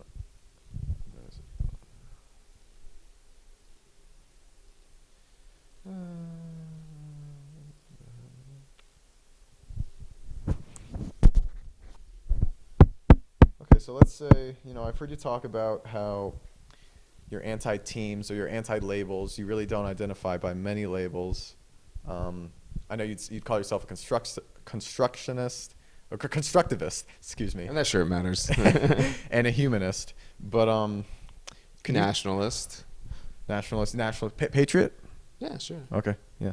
Yeah, well, let's just go there. Why do you think, let's say, the left demonizes patriotism and nationalism so much now, and they've turned it into a negative thing? I assume it's just because that's what their team does, and they're going to gravitate towards whatever that team does. It's not very principled. I don't think Barack Obama would ever say such words. But you're a nationalist because you find it most efficient and convenient to worry about yourself or the people in proximity to you. I think it's impossible really not to be. And if you're not, something's wrong. Everyone else, we have the Olympics because of nationalism. Mm-hmm. It's each country saying, oh, no, look what we're great at. We're great at this. If you have a war, you're all going to unite together and protect your community. It's just a larger version of communityism. So do you think patriotism or nationalism is fuel for war, or is it correlated to war? In other words, if everyone abandoned this idea that my country is the organized best, war. Organized war can't exist without these groups. Mm-hmm. So is it going to be correlated to organized war? Of course, but without it, we would just have more local skirmishes. I mean, we know what that's like. You just end up in feudalism, and so you end up with micro warlords fighting battles and tiny wars. So you certainly couldn't coordinate a big war. Okay. And then I'm not sure that I mean, I imagine coordinating the big war actually reduces the overall amount of violence. I mean, that's again why we still live in the safest era in human times. Right. It's just when I study some war generals, and I should preface that and say war generals who are anti-war once they come home, a lot of them they kind of are against what they were taught, which was to care for your country first, and that they realized that this made me unsympathetic to or unempathetic to other countries. And when every country does that, then there's no choice but to compete against like oil or whatever. I mean, I would have to say that that's because they're in this biased and privileged worldview of being from a nation that has resources. Okay. If you were in a nation that had no resources, I can't imagine why you would think that way. Okay. Right. And let's see. You answered that. Okay. Let's move on to civilian-led policing. So, this is Michael's model of a new. It's a police model that he is confident in. It's an organizational model. Organizational, not even police model. Yeah, it has nothing to do with policing itself. Right, but we're trying to apply it to police. Sure. It's not a system because one of the key. I've studied sort of the basics of this model, and one of the key takeaways I think is that the system will manifest and appear differently by each city, maybe even by each neighborhood. Or times, times change. Mm-hmm. Everything changes. Right. So it's not just like the idea that I could say by my model I can predict the future is nonsense. Right, no, of course, yeah. But it's backed up by science. Could you talk a little bit about how, corporate stakeholder theory and, I think I have them written down. Yeah, stakeholder theory and corporate social responsibility theory. How are those applied to civilian-led policing? Now, one thing we have to caveat with this is I haven't read this stuff in years and years. Okay. I mean, one of the big things to me is that I'm super bored with any of this because there's nowhere to go. Mm-hmm. What I did when it comes to civilian-led policing is just simply not rocket science. Okay, so the basic concept overall is when we asked for situations where we could fix policing. I have always seen this as a human organization issue. I don't know why we see it as like something we need to punish, or that it's this ambiguous, weird thing of security and like Jedi Knights who are coming to rescue us or something like that. Mm-hmm. We're not talking about that. From being there myself, we are talking about employees. Mm-hmm. Employees who argue about benefits, employees who want higher pay for this, or they don't want to do this at work, or they think this will be better, whatever it is. We're talking about normal people, typical people, doing typical things at their job. It's just that their job is filling out police reports about crime and taking guns and drugs away from people of an area. Mm-hmm. That's all we're talking about. So if this is human management, what do we have in the sciences that demonstrate human management? And some of the most successful things that we have right now are things like social responsibility theory, which means that a business that kind of changed the paradigms of businesses. Businesses used to say, well, we have to make the most amount of money, and it was kind of like we need the most amount of money right now. And what corporate social responsibility theory gets into all the weeds of is that actually, if you take a lot of time and you have long-term visions, then caring about your customers intimately and serving exactly what they need and constantly listening to what they want and then providing that thing. And even if it's not something socially related, this is how you end up with extreme versions of it, like the NFL putting Black Lives Matter onto signs. They're actually kind of they're taking a minority's opinion and promoting it up, but it's not their actual shareholder, so that's a weird thing. Right. But the idea there is that if you invest in the future and you try to care about people in the long run, protect your customers, well, then you might not be making the most money right now, but you will most definitely survive and make the most money in the long run. So it was like there was an idea in business that it was, and people have it kind of colloquially, that businesses must make the most amount of money. And it's not that. Like, what we come to realize is that actually investing in your shareholders and having longevity is way more important than making money now. How do we make the most money and be alive and around in the next 100 years, not in the next 2 years? And that really started to change the way a lot of things were doing in business. They started looking for future goals. Where will we be here? Where will we be there? If there's a disrupting technology, where can we still survive in this new world that we're going to face? Right, so these are just long-term business models. Just long-term business modeling. Yeah, okay. Right. So then I said, okay, well, this is what you do for a business. How would we apply this to policing as an organization? Well, you identify long-term goals, such as environmental poisoning, which is a 20-year goal. This is not something about maximizing the now.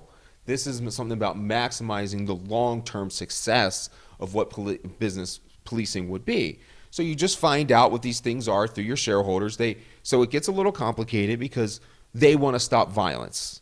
Well, they don't have the answers for how to stop violence. I need to go figure out the answers for how to stop violence and then present them to them as something that we should do as a company and go forward to invest in this longer term vision. Policing, so if policing was writing everybody tickets that made a violation, well, they probably wouldn't exist for very long because the community would eventually be like, look, you're taking all of our money, you can't actually exist. So how do you continue to fit in the long term? So that's how you get to things like focusing on environmental poisons, focusing on these long-term goals. What does the grandmother want for her grandchildren? Not what does the grandmother want for herself. Right? So these are just the basic kind of ideas and how you end up in how does a business do this? Well, business essentially does this through either shareholder, but we're not shareholders in this case, we're stakeholders, which means everyone that has an interest. It doesn't have to be a vested interest. The shareholder theory means you own a particular element of this. And sure, that makes certain sense, like saying you should have to be a landowner or you should have to be invested in the community for long points in time. There are certain elements of that certainly exist, but we want to look more at stakeholder theory, which means anyone that's affected. So even if you're even if you're a prostitute who is having increased police activity around them, then that's a stakeholder, even though they may not be paying taxes that support it. You're dealing with the outcomes, the inputs, the outputs, whoever is actually affected by this thing. You align those values into what the community, into what the organization is doing. And to do that, you need some kind of representatives. So we formulate a board just like Exxon does, just like Microsoft does, just like what any publicly offered company is, because a public company is trying to expand their shareholders and stakeholders and include everyone in, so they need some type of representatives because you can't actually listen to 10,000 voices. You have to listen to a certain amount that's controllable. So you're kind of applying a business modeling framework that focuses on long-term solutions to police, and how you kind of, I guess the analogy is that civilians are the stakeholders or shareholders, and stakeholders is a more appropriate term for this application. And the purpose of that is because right now in our system, the inputs and outputs of our system are misaligned. I think you even said once they're aligned directly with the politicians who have 4 to 8 year goals. Which is short term.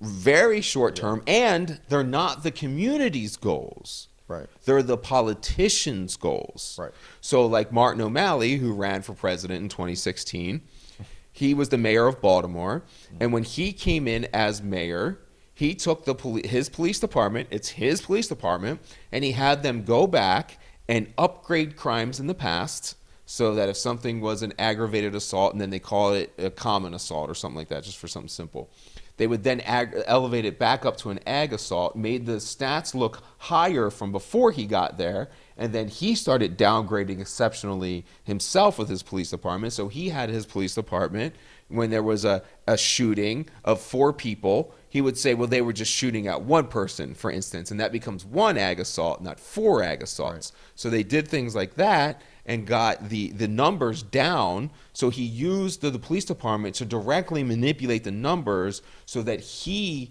could end up running for president and look good and have this track record. The police department was working for his presidential run. It was not working for anything of the community's interest. So sometimes you can arrive at a benevolent dictator who will do good things with that police department, but you're not changing the actual system, which means you're relying on entirely one individual to do that. And whether they're conscious of it or not, they're only going to be to see the things that make them look good, and they're not going to say, how about we risk crime going and violence going up for the next 15 years so that we can really bring it down in 20 years by getting rid of lead poisoning or something like that. Right. Yeah, I think you even compared once, you said something like in one of your articles that policing is like having the owners of Nordstrom determine what the customers at Wendy's will eat. It's like, right. And like you said, it's about the politicians serving the politicians' interests, not the communities, and not even more specific, the civilians. Right, and a lot of people look at police reform now as being a board that the mayor appoints or the governor appoints. Or right, in Portland, the thing that they did now was they just started a new police oversight board who is all members that are appointed by the city council president. Okay, cool. So now the police department works for the city council president instead of the mayor. Like, nothing was changed. Right, it's still not civilian control. Or civilian. And civilian's even a weird word. I think probably like stakeholder policing would make more sense, but none of it really. I think civilian's a more user-friendly term. That should stick with people, hopefully. It's really community-led policing, but obviously that's already been taken, so I couldn't use it. And that's been a disaster too, right? Oh, absolutely. FBI developed plan for local community interests, and it didn't go right. What? Okay, let's see. Killing a lot of these, which is great. Killing is bad. Let's just say, everybody agrees that killing's bad. No, not everybody agrees. Everyone in this room agrees. Okay. Killing is bad. It's true. There's some wackos out there. Okay. We're principled people. And this next question deals with principles. So I know that you've called, specifically, maybe you think this with right-wing media too, but I know that you've called left-wing media rats and that they're unprincipled.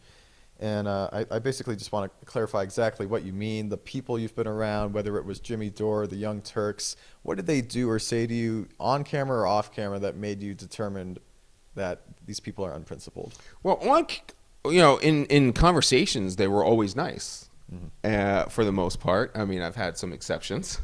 But the general principle and problem I have with anything on the left is that, or left media, and I'm sure right-wing media is exactly the same. I mean, you just don't criticize someone else's house because you don't know as much about it. Sure.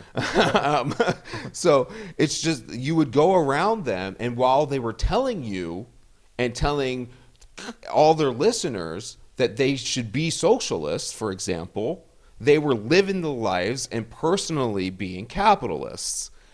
Things like that, where they would say that they cared about police violence, but totally ignored the, 100% more white people who are victims of police violence than black people. They would say that they were interested in reducing state violence, but yet they would advocate for locking up all the people they didn't like. Right. So it's things like that. And when you confronted them or asked about that, then they would just get real butthurt and ignore you and never talk about it. They talk about making an alternative narrative, but they're all just reading the same mainstream stories. They don't talk to actual experts. They don't talk to what word am I looking for? Condescending? No. Condensation? No. The opposing view. Contradicting? Sure, we can go with that. They wouldn't look at contradicting evidence or anything that would potentially risk their preconceived narrative. I really feel like essentially what happened with me in public media was everyone wanted me around to provide credentials to their bad idea. And when I didn't provide credentials to their bad idea, they had no use for me, regardless of what I knew or who I could help. And that goes for Joe Rogan too? I mean, Joe Rogan got butthurt because he said something contradictory to evidence that I presented him. And when I said, hey, you know, I've already done that, then he gets mad. And they do the ad hominem attacks. They can't. Right. It's essentially that anyone in media is a personality that is very vulnerable and insecure. Right, right. And I don't care who you think it is. I mean, let's throw somebody under the bus. I don't mind the dude at all. But Terry Tate. So when Me Too was going around, Terry Tate told his story of being sexually molested, but Was it Terry Crews? Terry Crews. Yeah, Sorry. I'm sorry. Terry I Tate's don't know like who Terry Tate It's is. a fictional character. Oh, the linebacker? Yeah, Is that who yeah, that is? that's why I was confused. I thought, was he a real dude? Terry Crews, former Washington Redskin, or excuse me, Washington football player, by the way. Oh, yeah? But go on. Yeah, Terry Crews. So he started to tell this story about how he got sexually molested by another dude Hollywood, who was right? in Hollywood. I'm talking a guy a quarter of his size that should have no ability to control him. But because of his own insecurities and needing Hollywood success, he totally cucked to a cuck and let himself be groped by an inferior man because he was too afraid of that challenge, of that exposure. Right. And it's like, that's what I see. And that's one reason why I left LA. I mean, that's everything in media turned into those type of people. And if there's exceptions, I mean, maybe those exceptions could talk to me in public and defend their position. But the mere fact that they refuse to even deal with information that breaks their narrative tells you they're just not in any pursuit of truth. They're just in pursuit of their own capitalistic endeavors, which is money in their pocket. Wait, so you're saying Terry Crews was like that? He was for his own self-interest by coming I mean, forward? why? No. Why did he let himself get molested in the first place? Because the dude, okay, right, because you're saying He was this dude too insecure to stand up as a man. He let somebody inferior to him control him. because he was afraid. He was afraid of losing that money and that career and that public image. Oh, right. Then when it became popular, he then had his story to tell. Right. Because that was the change. You know, it's whatever. So he waited, you're saying? Waited Okay, I'm years with and you now. years Yeah. and years and years. That's true. Yeah, him and there was another. Because the Samuel L. Jackson? priority Somebody else is said their own narrative and their own little goals. It is, and well, the whole time they're telling you they care about men, they care about poor black people, they care about women's rights, but their actions don't portray any of that. Right. And maybe it's a character flaw in me. I'm willing to accept that. I don't give a fuck what you say. Right. I don't. Actions I will judge you based off upon your actions. The prime example of this is, I think you phrased this question the other day. You said, which is worse? Everybody is racist but commits no racist actions, or nobody is racist but everybody commits racist actions? And of course, the latter is worse. All that matters is actions. If you Right. act I don't understand why we care that someone's a racist. We should care whether they do racist things. Right, and from your experience, no science supports the idea that a racist will will commit racist actions simply because they're racist. They commit racist actions because of incentives within their organization. Well, it seems like really they're not actually racist.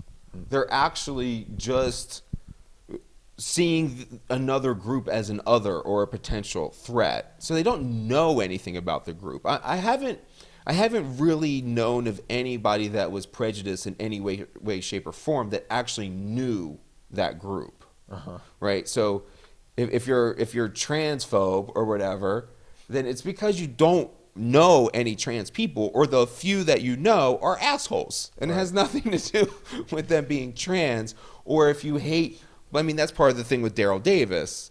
is that once you get to know the thing that you hate, it kind of breaks down. It's just more of that us versus them, that othering kind of thing that all tribes have done. Talk about the KKK? Sure, yeah. Okay. And it's just, if somebody is different and we don't understand them, we perceive them as a potential threat. Once we know them and understand them, that doesn't exist. So I really think things like racism are thrown in there to be more cultural or to be more of just the other people than they really mean that those people are actually different through their DNA. I think they just mean that they're different from them and their beliefs. And usually, even if you're talking about like a radical, I used to say this about murder, so I'll keep it we're closer.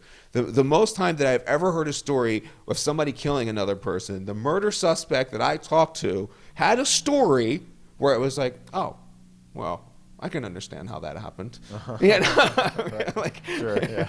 There's always something, yeah, okay. So like even like in amongst a group of murderers, if you hear their version of the story, it's not going to be as outrageous as it seemed from the outside. Okay. Most of the time. Of course, there are exceptions.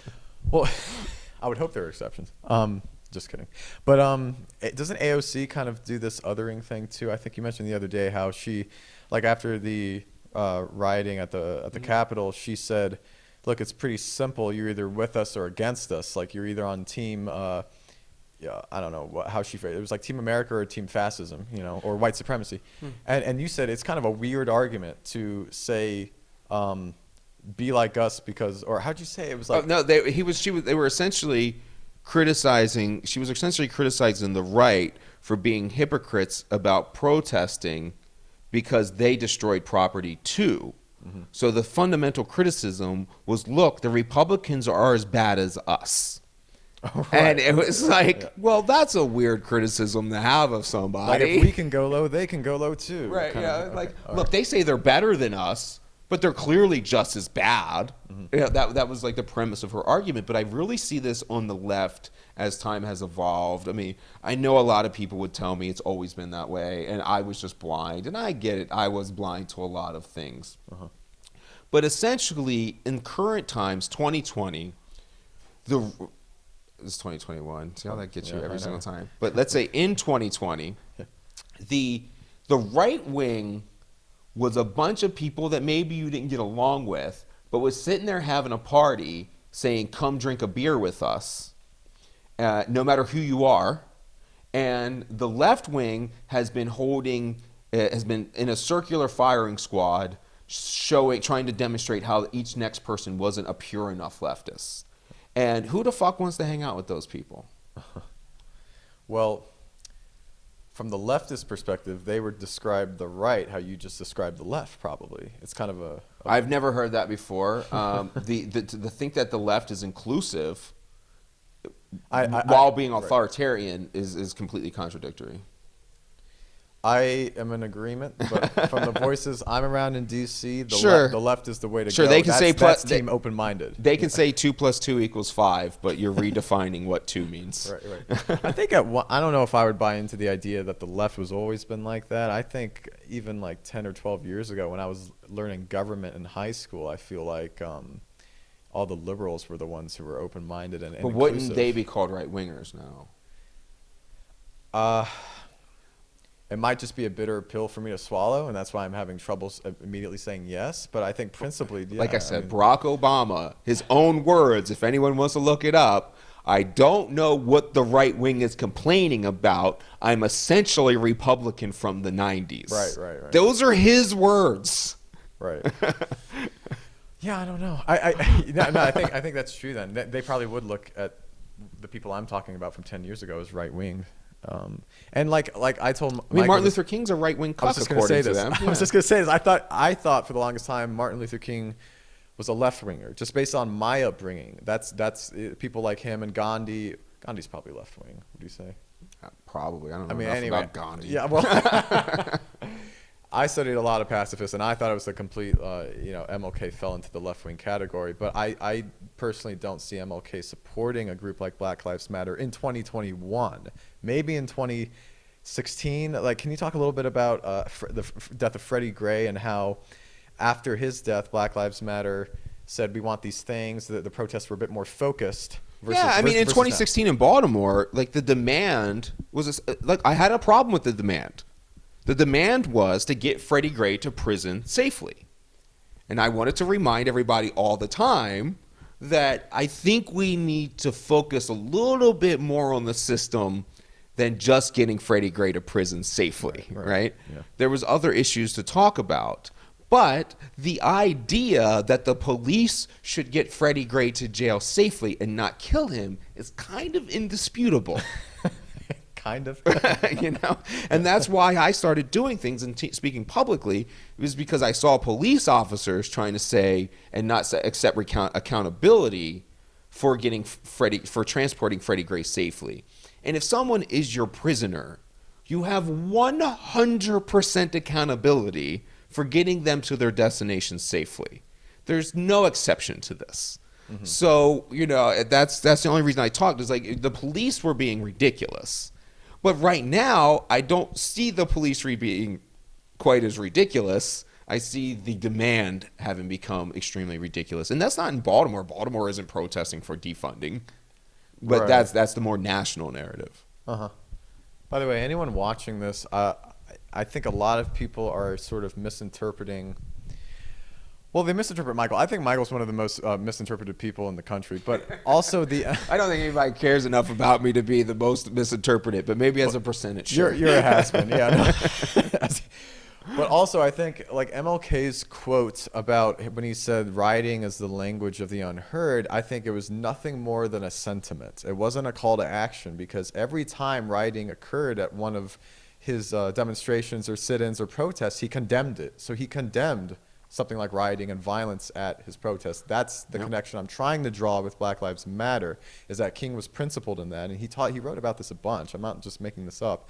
How he valued nonviolence, he valued forgiving your enemies, he was against the war in Vietnam. I mean, you just go down the list of things that where King rationalized nonviolence, and it's a long list. I mean, he was so against it, really, that he saw it as the thing you manipulate to change public opinion. The whole point about, so where was that? Was that in Selma where they did the dogs coming after everybody? Where was that? I don't think that was Selma, was it? No, it wasn't Selma. Where they set up the protests.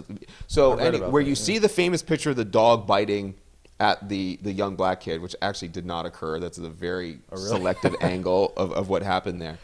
But when you see the pictures of the sheriff's department, wherever that was, and they're spraying down peaceful protesters with water. They're beating them up. They're chasing them around. He specifically chose that location to do the protest in because he knew those cops would be violent, and the violence would turn everyone in the nation off. And he was right. Just like today, the violence turns everyone off. Nobody really wants to hear what Black Lives Matter has to say. They just want to appease them so they shut up and stop doing what they're doing. When the NFL is on your side, you're trying to be appeased. Appeased by the mass, or just by... Yeah, by the people who have something to lose, you know? Right. Well, that's... Because violence will turn everyone off. Right. Totally with you there. No matter who, and again, it's no matter what team enacts the violence. That's what I'm saying. That's the hardest selling King point. would know that essentially the plan, if you had a plan to make sure that black voices were silenced for about the next 20 years, it would be to organize black protests that conducted violence. Right. Exactly, yeah. Right? That would be the enemy's plan. That's why Malcolm X knew that these goddamn neoliberals were the problem. Right. You know more about that, way more than me. I got to brush up on Malcolm X and how you essentially claim he predicted what we're experiencing now. I mean, he said that that's who these people are. Right. And he was right. I mean, that's why he was definitely more aggressive with issues, because he was saying that these people are the wolves in sheep's clothing, and we would be much better off hanging out with wolves than we would be with wolves pretending that they were our friends. So as far as he's concerned, black people in the black community would have done much better off living in southern Georgia surrounded by a bunch of KKK people in their own little communities, where nobody would have actually cared than being integrated under the umbrella of the left, where they have been locked in perpetual underclassmen. So Malcolm X is another one who, I would say, whether it's today or in the 60s, he'd probably, you'd call him a right winger, probably, right? Or more of a Malcolm X. I wouldn't call his ideology. Sure, if you want to say like a conservative, a Christian, right? Yeah, like those kind of things. A broad label. Sure, I feel like more societal. He was definitely more left than King was. That's really counterintuitive for me. More radical left. This goes back to how, again, your reality is different from my reality, because my upbringing was really different than yours, and how I was taught that the king was the left. But he's a hardcore right winger. But he just wasn't when I was a teenager. That's what they told you. Yeah, I know. But he's a hardcore right winger. I see that now, or I could see. I see a strong case for equality, opportunity, freedom, liberty, America. Like, he's a right winger. Was this he is a not capitalist? Was he a capitalist though? Probably not. Right. That's a big one. But I mean, I would have said that he would have been a capitalist out of ignorance. It wouldn't have been out of ignorance. It's not like he has economic understanding, especially back then. Sure. I mean, dude was a pastor and an organizer. Right. You know, I would say, you know, like I caveat all my stuff. If anything I'm saying outside the police world is totally anecdotal from my own experiences, and I'm juxtaposing it against the data, but it is definitely not my specialty. Right. And the thing with anecdotes, especially when it comes to police brutality, is that we're only seeing basically the worst of the worst, which is the rarest of the, because I disagree. You're only seeing what fits the narrative, because a lot of the other killings are worse. Yes, Zachary Hammond was a 17-year-old kid executed by another black cop, essentially a white cop, essentially in broad daylight. Sure, but for every Zachary Hammond, there's 999,000 non-violent interactions with the police. Right? I understand that, but you're only seeing when a white cop shoots a black suspect. As far as media goes, right. But that's all anybody's going to see. Okay, got it. Like, I can't find video of the 26 white people that were killed by the police. Because they're not looking for it. I mean, not even is it there. Is somebody whipping out a camera when a white person is being detained? That might not be happening. There's not an investigative reporter doing the FOIA requests on the body cam footage. Right, and there's also nobody saying Michael Wood, cop in Baltimore, took white kid to Burger King after he committed murder or whatever. No one's right. No one's looking at, or what, black kid after Burger King. But yeah. Oh, would that be the? Yeah, nobody cares. Yeah, you're right. Nobody cares about any of that stuff. It's not being looked for. They only, and sometimes it's out there. It's just dismissed. I mean, an easy one that I go through all the time is, if you think the Central Park 5 did not rape that girl, I can give you 100, I can say with 100% clarity that you did not watch the actual evidence of those videos. And the same probably goes for George Floyd, right? Who nobody knows how many pounds of pressure they applied. Well, not even that. They don't watch the video of him for 20 minutes saying I can't breathe, saying he can't breathe, and that he wants to lay on the ground. It was his choice to lay on the ground. Right. You know, they're like, why did the cops put him on the ground? This is a question that we all know the answer to. So you didn't look. It's in their training.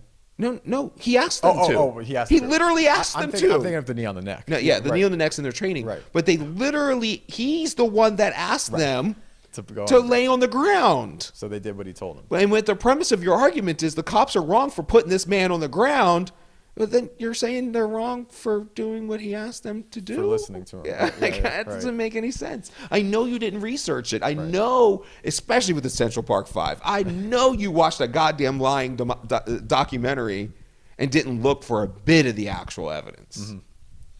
And that's just the media filtering to you a a censored version of what actually happened. It's not even censored. It's totally the opposite and manipulated. Would you say that we live in an Orwellian society then because of that? Stuff like that? Again, as we've discussed before, I would say that Mark Twain and other people like him have informed us that we have always been in this, Orwellian. So when we read 1984 and we go, oh, that was a pleasant book, now back to reality, it kind of just goes over our heads and we fail to realize we're actually in 1984. I mean, even like something as simple as after I had been a cop for 11 years. I think I had a master's degree already. Before I was like, oh shit, crime is a measurement of police activity. This has been right in front of my face the entire time. 10 years to realize that? Yeah, and Right. so like, and even when I say that I'll say that to cops who have been on the job for 40 years, and they're like, "What are you talking about?" Then you explain it, and they're like, "Oh yeah, of course." And it's like, but that's the thing. We're not making any decisions based upon this obvious truth. Right. That's funny. It's funny because I don't want to blame people. Like, I don't want to blame the left. I don't want to blame the right. I don't want to blame groups of people. It's not just wanna those blame groups' the fault, media. of course not. No. I mean, it is definitely more, that.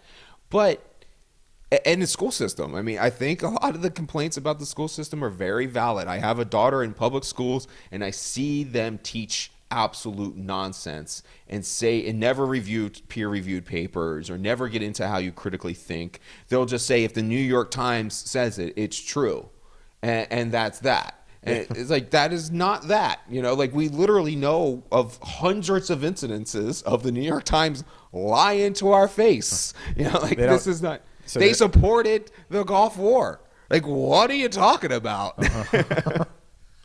So they don't teach your daughter or kids today how to critically think, but also like you said, New York Times. That's not even peer reviewed, so they're not even really. Yeah. They just go through media sources, and if anything, again, we know anything that the media says is ill-informed. They weren't there, they don't know what's happening, and they don't have the background knowledge to fully contextualize the situation. It's wrong. It's always wrong. It's like the first bit of science. The first study that comes out on anything is wrong. Right. So is that because the media is allowed to have their own opinions and they're not held accountable? Or, I mean, there's no repercussions from them just spouting whatever they want? I mean, I know a big problem is the way they changed the libel laws. I mean, I know that's an instance. It's really difficult to sue them. They can have any opinion they want as long as they don't say it's a fact. Okay. Well, Right. that's fine. So, I mean, that's how people get away with saying bad things about me, is because they say, oh, he did this, or we think he did this, or he mismanaged or squandered. These words that don't mean anything. Right. Right. So it's like, well, why don't you say what you're actually trying to say? But you can't do that because then it becomes illegal and they can be sued. And there's certain rules, like if the New York Times said that Donald Trump definitely killed his second wife, and they said that in page 842 of the Sunday edition in a small paragraph. Right. Nobody saw it. And then 2 years later, they put that on the front cover. Donald Trump could not sue because it's only 1 year from the date that it was published. And so even on the internet that says applied, that if someone like so much as wrote a tiny story that no one ever saw, if a year goes by, then that person can't do anything about it regardless of whether they saw it or were informed or should have been informed or anything. So the person who wrote the story just has to wait a year before they publish it on another platform? As long as you if you publish it in any way, shape, or form. So even if it's just a blog post. Right. Oh, wow. Just okay. If the head editor of the New York Times writes a blog post under a pseudonym that literally no one looks at, then that would be considered the start of the year date, regardless of whether the person's informed. Okay. So there's little things like that play into it. But I think you're in a much bigger picture. I mean, part of this is that the airwaves are not free, really. They're only supposed to be free because somebody like the president and the government can come in and use those resources to get out messages. That's the trade-off for the airwaves. But the government doesn't really push that issues anymore. Okay. Well, I wonder why that is. I mean, because they're, I guess, bought by those same companies. Okay. Well, you mentioned Trump, and this is my last point before we move on to a couple more, You know how long this is going to go? You said an hour. Where are we at now? I don't know. I said 2 hours most, but maybe. It only says 7 minutes, so I don't know why it says that. It's But been about anyway, 7 go ahead. minutes. Yeah, yeah. it says 7 minutes. Well, we'll keep going. Are you going to keep going? Go ahead, what do you Okay. got? I just want to know, what do you think about Trump as far as has he incited violence through anything he's said, done, or tweeted? And is that do you think that's possible for somebody to do, or is everybody's violence? If you're going to accuse anyone of inciting violence, it has to be clear. Like clearly I mean, connected. it's got to be clear. It can't be your interpretation of what they said. So that he'd have to directly tell someone, "I want you to go shoot up this school." I mean, I don't even know if that technically. I mean, you'd have to. I mean, whatever it was, it would have to be super clear to even say you're inciting violence. Usually, those kind of things are for like the mob that is conducting a riot, the person that is, handing out gasoline and being like, burn it down. Are they inciting? Yeah. Mm-hmm. But if they tweet, we need to burn this thing down, like a lot of left-wingers have. Mm-hmm. No, I'm not willing to go that far. Okay. Just wanted your opinion on that. Yeah. I mean, especially since I think violence is a biological malfunction. Right. So could you have the right words and the right, could you be David Koresh and manipulate people? Yeah, but I don't think you can do that in the short game. Mm-hmm.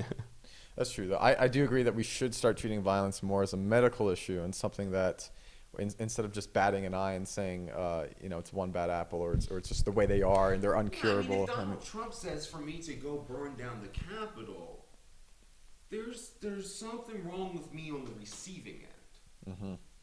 Like, Up did here. he incite me or direct me? It's kind of like when they say, they'll be like, oh, so-and-so, whatever, is a bad person, as a news organization will say something like that, and then somebody else goes and actually does that thing. Mm-hmm. But, like, that person was probably going to do something anyway, that you did. I wouldn't think you could incite the violence more so than you could potentially direct the violence. Okay, right. That makes sense. Okay, cool. Let's move on to something more fun. You can relax now, Michael. I'm always relaxed. I don't care about these things. You look tense. Can't anyone ever understand You just give up, right? that simple part? Like, I am a source of information. Right. I am not your act. If you want to know about policing, you want to know how police acts or how things happen in a city like Baltimore or what the literature says, Right. I will help you there. You're the guy. Whether you believe it or not, I really don't give a shit. Like, none of this has to. I'm not trying to reform policing myself. Right. I'm trying to provide the tools so you can do it. Of course. If this is what you say you really want. Right. And we appreciate that. No, people don't appreciate that. I appreciate that. No, I think it's great. I don't know. You get lost and you get ad hominem attacks thrown your way, but That's how you know you won the argument, though. right. Or people just aren't interested in learning. I don't know. But yeah, that's true. That's what Spock said in one of the movies. He said, we've won an argument when they resort to insults. Anyway, we're gonna move on to something fun called COVID-19. I haven't gotten Michael on recording yet, telling me his thoughts on it. He is a doctor. Not that kind. But he's not that kind. So, Michael, just tell me, I guess, let me tell you actually first a little bit about where I come from. So, in D.C., D.C. is the most freaked out of any state or territory that I visited on my road trip in August and September. And I visited 20 different states. And granted, some were for longer periods of times than others. But there's this over generalized, I guess, paradigm in DC that scientists and doctors are the experts and they can kind of do no wrong, that they're almost like flawless or they're the best that we have. And so I guess I just want your opinion. I mean, it's almost like a religion. Do you think that, let's just start with do you think that experts, doctors and scientists, epidemiologists, we should be listening to what they all say or only certain ones? How do you differentiate the fake doctors or the quacks from a legit doctor? If you do, or do you just want to debate ideas? I think the easiest way to discover whether someone is a real thinker, real researcher, or not is that they accept and recognize that all information that we have in science is a collection of information that is not true, not information that is true. There is no such thing as a scientific consensus. Literally, the point of scientists is to disprove one another, not to unite on an answer. If a scientist says that A is true, and there's 100 scientists, 99 other scientists are supposed to be disproving A. They're not supposed to be uniting around that it's true. So anyone that's telling you something is always lying to you if they're coming from the point of science. Gravity is not a law. Gravity is a theory. It is something that is not 100%. Anyone telling you something is 100% and saying it has anything to do with science is absolutely lying to you. Okay. And so that's why, where was I going to go with that?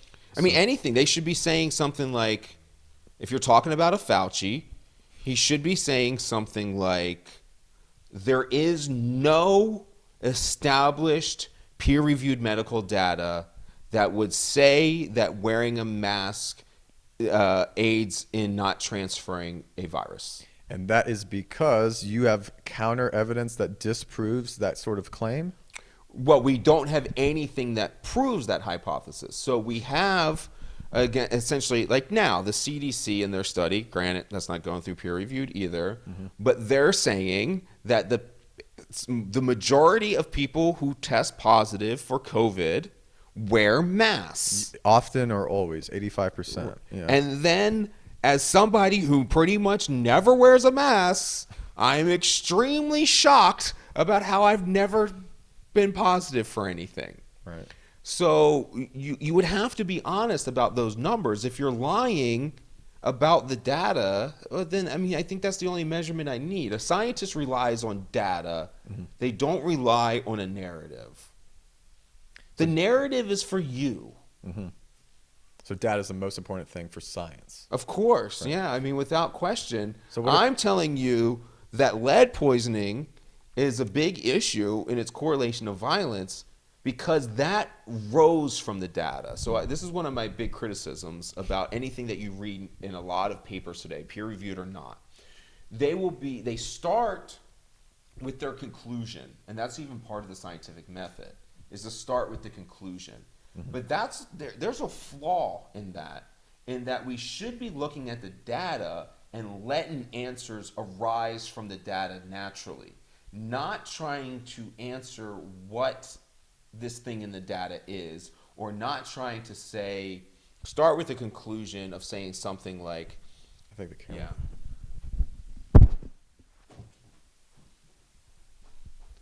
What the data is, start with the conclusion that, that's where you left off. Okay, I'll make it quick. I think it just cut off, so I think I got most of what you were saying. it was recording all the time. Okay. It was just telling that thing dual records, so it was telling me the second card was out of data. Okay. 22 minutes left on the first card. Okay. So you're talking about conclusions. All right, so conclusions should arise from the data, not be forced into the data. I can't think of a perfect analogy right now, but this is what I'm talking. Where when you look at the lead, you're looking what is causing this violence, and then you're saying, what is this? Why is lead coming up as something that is correlated? Is lead correlated to violence?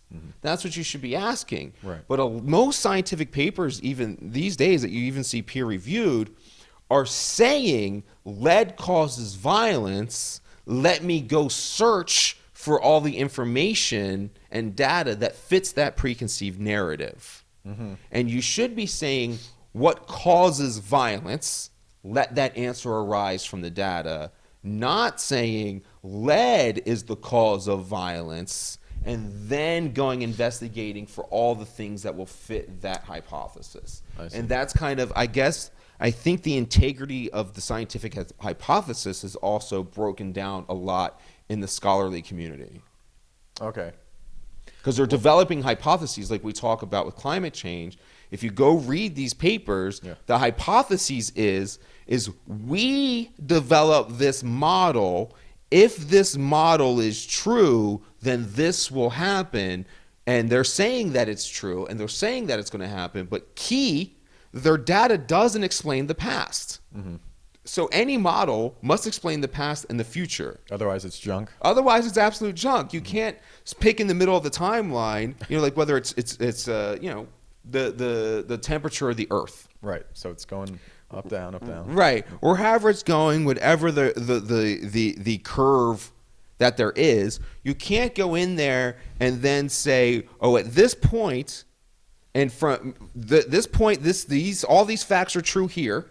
So this is what's going to happen in the future according to our model, but your model doesn't explain any of the things down here. Right. It has to explain the whole goddamn thing. It's like having a model on the arch of a football or a bullet's trajectory, and your model explains the bullet going from here and down to the ground, but it doesn't explain that it came from a rifle. Right. You must be able to tell the entire pathway in your hypothesis or your model. So an example, like a more specific example with, say, temperature rising because climate change is the other thing I want to talk to you about. So let's say they're not going back and saying, hey, look, in 1934, it was really hot because in 1933, we did these things. So now we're going to predict in 2030, the same thing's going to happen because we did in 2020. Or even they'll pretend that you have the same data from the past that you have today, and you don't.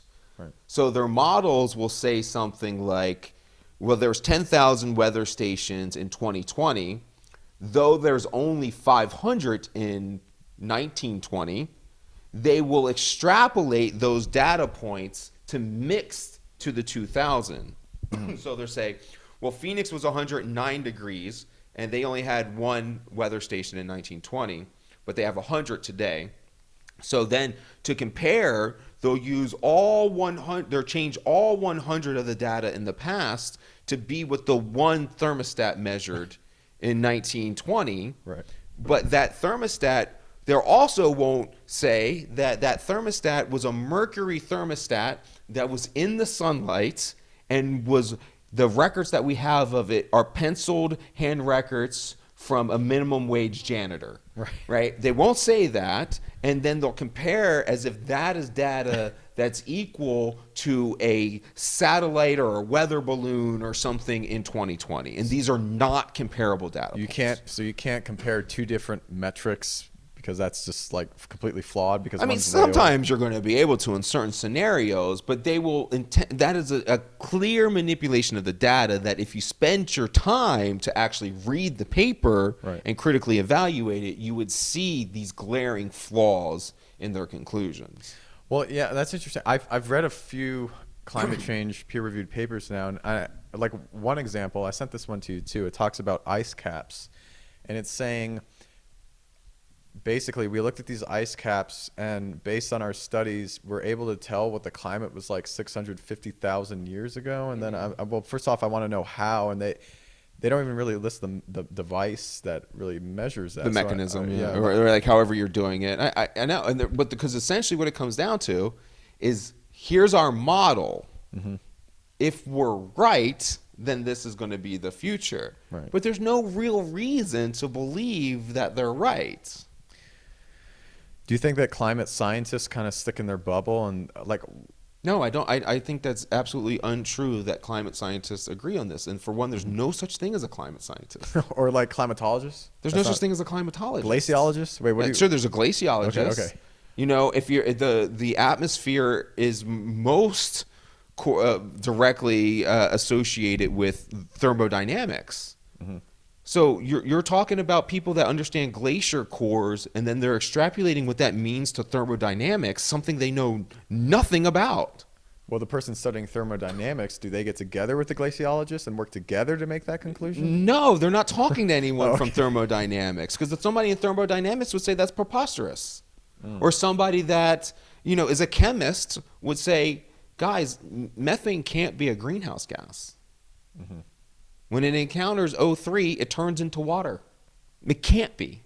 It's only a greenhouse when it's in a greenhouse. In a greenhouse, right? Because the methane isn't going into the upper atmosphere, where the upper atmosphere conducts a chemical reaction on the methane and nullifies its effects. Right. Turns it into water vapor. And yes, water vapor is a greenhouse gas, but we're not going to fucking get rid of water. I mean, Hopefully not.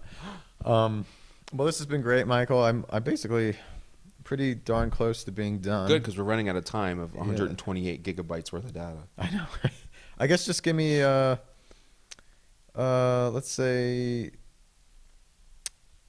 let's just do one more COVID question really quick. So And I'm not a doctor. I know you're not. I'm just somebody that can read a paper. You're just a doofus, yeah, a researcher. So why do you think, because you've said this before, why are the deaths being attributed, the deaths that we see, in the news are being attributed to COVID, but why do you think there are really other factors like the flu or pneumonia, or why are excess deaths going up? Is it because people are killing themselves more and missing their cancer screenings? Is it all these things happening? Well, who knows? But I mean, there is known correlate, a known formula. I don't even remember what the formula is, but for whatever percentage of job loss and poverty has a direct correlation to the increase in suicides. So, when you devastate an economy, you're going to have increased suicides, you're going to have increased poor decision making. And I think what seems, and obviously we're dealing in opinion territory here, but what I think seems very clear is that hospitals and the procedures of not bringing in patients is going to have long-term effects. Pre-screenings aren't being done. Regular medical processes aren't being done. Nutrition is being neglected. Child vaccinations are low.